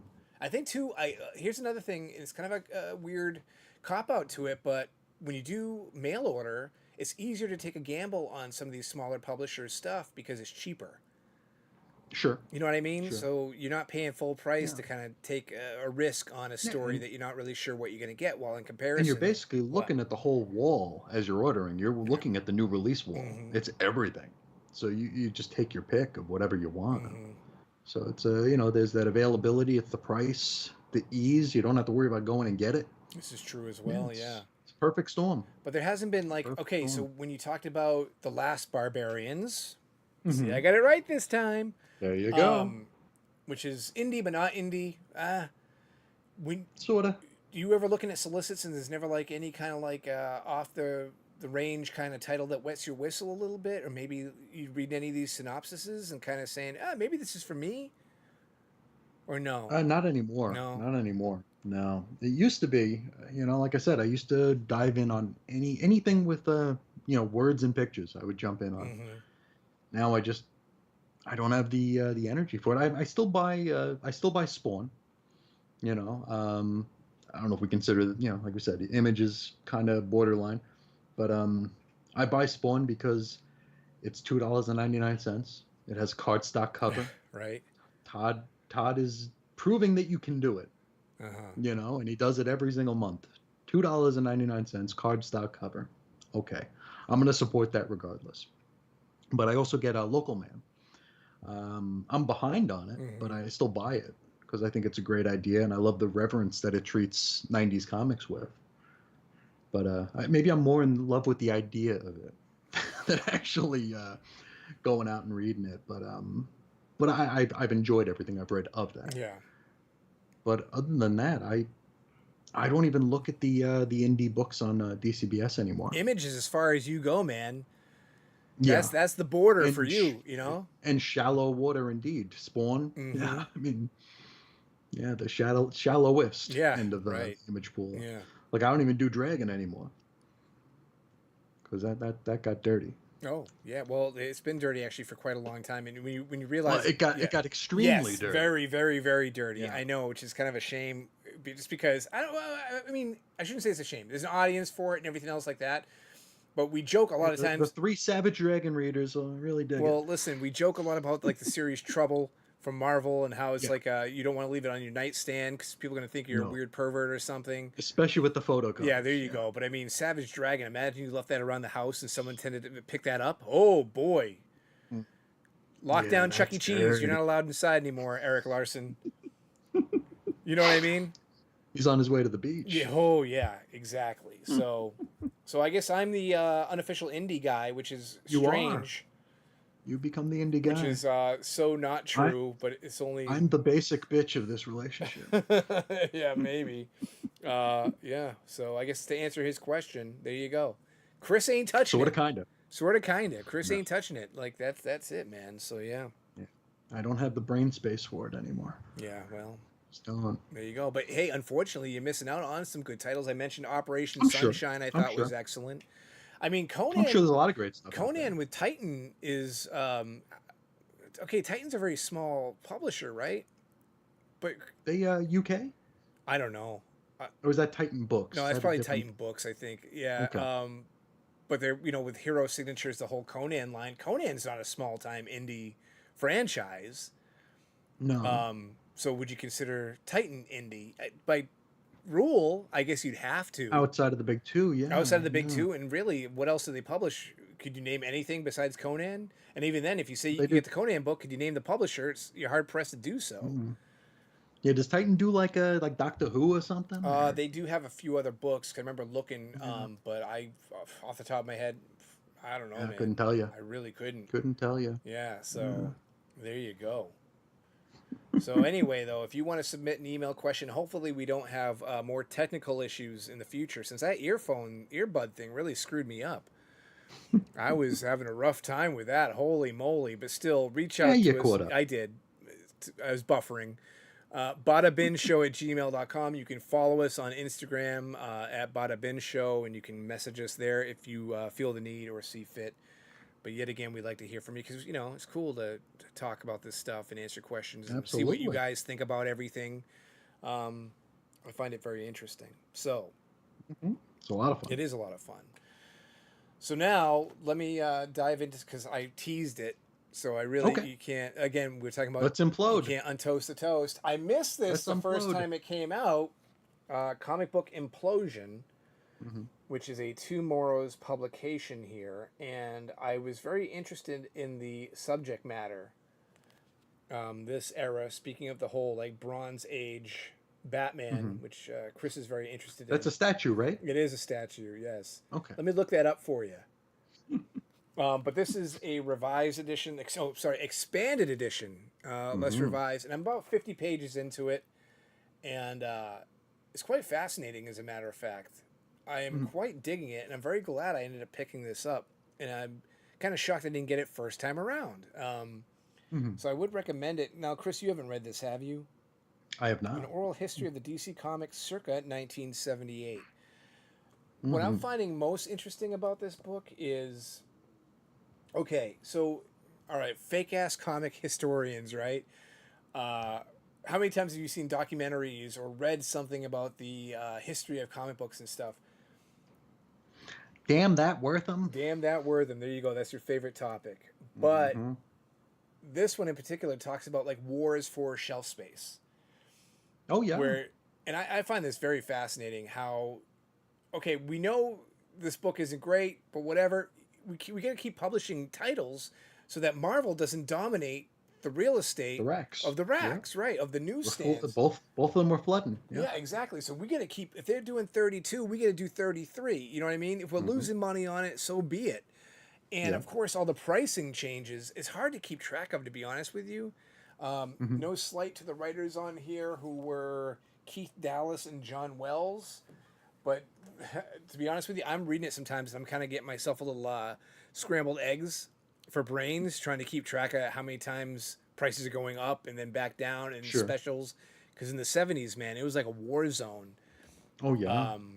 As far as that goes. But still, it is terribly, terribly interesting, and I'm enjoying it wholeheartedly. And a little side bit here was I actually created a bit for the show that I can't use that Chris squashed based on this. You can if you want. No, I'm not going to do it. You can if you I'm want. not going to do it. I'm just going to say maybe in the future I'll butter Chris up enough where I can use the bit as originally intended. But it is based on this. So there you go. There's more mystique and intrigue that people will never know what we're talking about. There's more chili dog There's goodness. some chili dog stuff right there, man. I put a lot of hard blood, sweat, and tears into that bit to make something and happen. I feel bad. I feel yeah, bad. you're really broken up about it. I can tell. I'm sweating. My back is Tears sweating. of a clown when no one's around, Chris. Oh my God! But yeah, The trails of my tears. I will. I guess kind of give an inkling that comic creators were very interesting looking folks back Especially in the 70s. In the 70s, yeah. So, and there's a lot of photos in this book. So, 70s were a weird, odd, creepy time. I'm glad I was only alive in the 70s for 5 days. Oh, were you? I was a couple of I years, but I was. was very Yeah, only photogenic. 5 days. Very cute, baby. Very. I don't know what happened to me, but as a child, I was I'm not, very, very cute. I wonder if there are any circa 1979 pictures of me in existence. I don't know. You don't. There's no family photo albums. Oh, I'm sure there are pictures of me as a baby. I just don't know if they're in the 70s or Oh, not. well, They would have to be taken in that first 5 days. your family or your mom never like wrote on the back like when the picture was taken. That was a big thing back in the No. day. Yeah, it should have been, but I don't think so. All right. Well, there you Yeah. go. There's even more Hmm. mystery More involved. mystique. There we go. Is there Hmm. ever a photo document taken of Chris in the 70s? Who knows? I'm sure there must Who have been. You were knows? first born. Even though like Yeah. now people take pictures of everything, Yeah, I mean, it's part and parcel of just but society. that was like milestone stuff. You were new to the earth. I'm sure someone Yeah, but snapped a but you'd picture. have to own a camera. Your family didn't own a camera? I don't know. Okay. Maybe. Polaroid, something? Maybe not. I'm sure I went to Studio 54 when I was first born. Maybe they got a picture of me there. Warhol painted you? Yeah, that's what we did in the 70s, right? Yep. He painted. I was in New He York. painted some Campbell's soup cans, which I'm going to eat out of Yeah, later. four of my heads, Exactly. different monochromes. Right. Yeah, Here we go, man. So I think that's all we had for today, right? We didn't have much else going think on. so. We covered a lot of stuff. yeah. We had to catch up. We had to catch ourselves up on everything, on each other. I know. Even. And we give everybody their Yeah. money's worth. We may have missed last week, Hmm. but we went extra long for you this time around. We said, guys, this is will not stand. You're getting more for your free dollar. More for your time. There we go. That works Yes. better. Yeah. I'm really having a hard time hearing through these headphones too. For some reason, they're not working. Press so them great. harder into your head. Yeah, right. We are the world. We are the children. That's exactly where my mind Really? went when you did that. I Shit, watched a that's funny. documentary about that, as a matter of fact. It's quite Why? because I needed something to watch, and it was actually Okay. very, very interesting. You know what? It's funny because now someone's gonna say, "Wait, he thought the We Are the World documentary was interesting. He expects us to take his recommendation to read Comic Book Implosion. Forget about it. Mm-hmm. No way." But no, I like documentaries, man. I really do. I was watching one last night about Movie Pass. Do you remember Movie Pass? No. It was a thing. I think it was like 2016 to 2018 or whatever. It was a Okay. subscription service where you Like an unlimited sort of deal? to go to the movie theater. Okay. And I remember I knew someone at the time who was like, "Oh, dude, Movie Pass is great." I'm like, "Yeah, whatever. I don't want to go to the movies. I don't care how cheap it Sure. is. I don't want to go." Yeah. Who wants to go? And apparently, it was the meteoric rise and fall of Movie Pass. So I watched a documentary, Huh. and it was terribly boring, extremely boring. I mean, well, yeah, it would have to be. But it is something that it's like, oh, a documentary about this random obscure thing. Oh, I'm all in. I'm going for I'm it. trying to. I've watched a lot of like wrestling documentaries. Oh, the Dark Side of the Ring kind of stuff. Oh, those are a little too overblown for me. Overblown? It's all. I mean, they're all like, this man's career was going great, Mm-hmm. and then drugs. It's like, Yeah. okay, And how many murder. times can we tell the same story? Oh, he had murder a couple of times, but usually it was drugs. Mhm. And it's like, okay, we get it. Okay, oh, drugs again. Yeah. But I did watch them. I also a few years ago I watched the Grant Morrison documentary. You ever watch No, that? I haven't seen it. Yeah, I don't remember much of it, Mhm. but I remember enjoying it when I was watching it.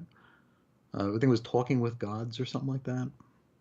Was it one of those Yeah. documentaries that cover the entirety of his like he was raised in so and so Scotland and then I think so, because I think they talked about like his parents being like peace protesters and okay, stuff, so they and like cover there was his like entire life and I think so. Mostly based on the comic stuff, Mhm.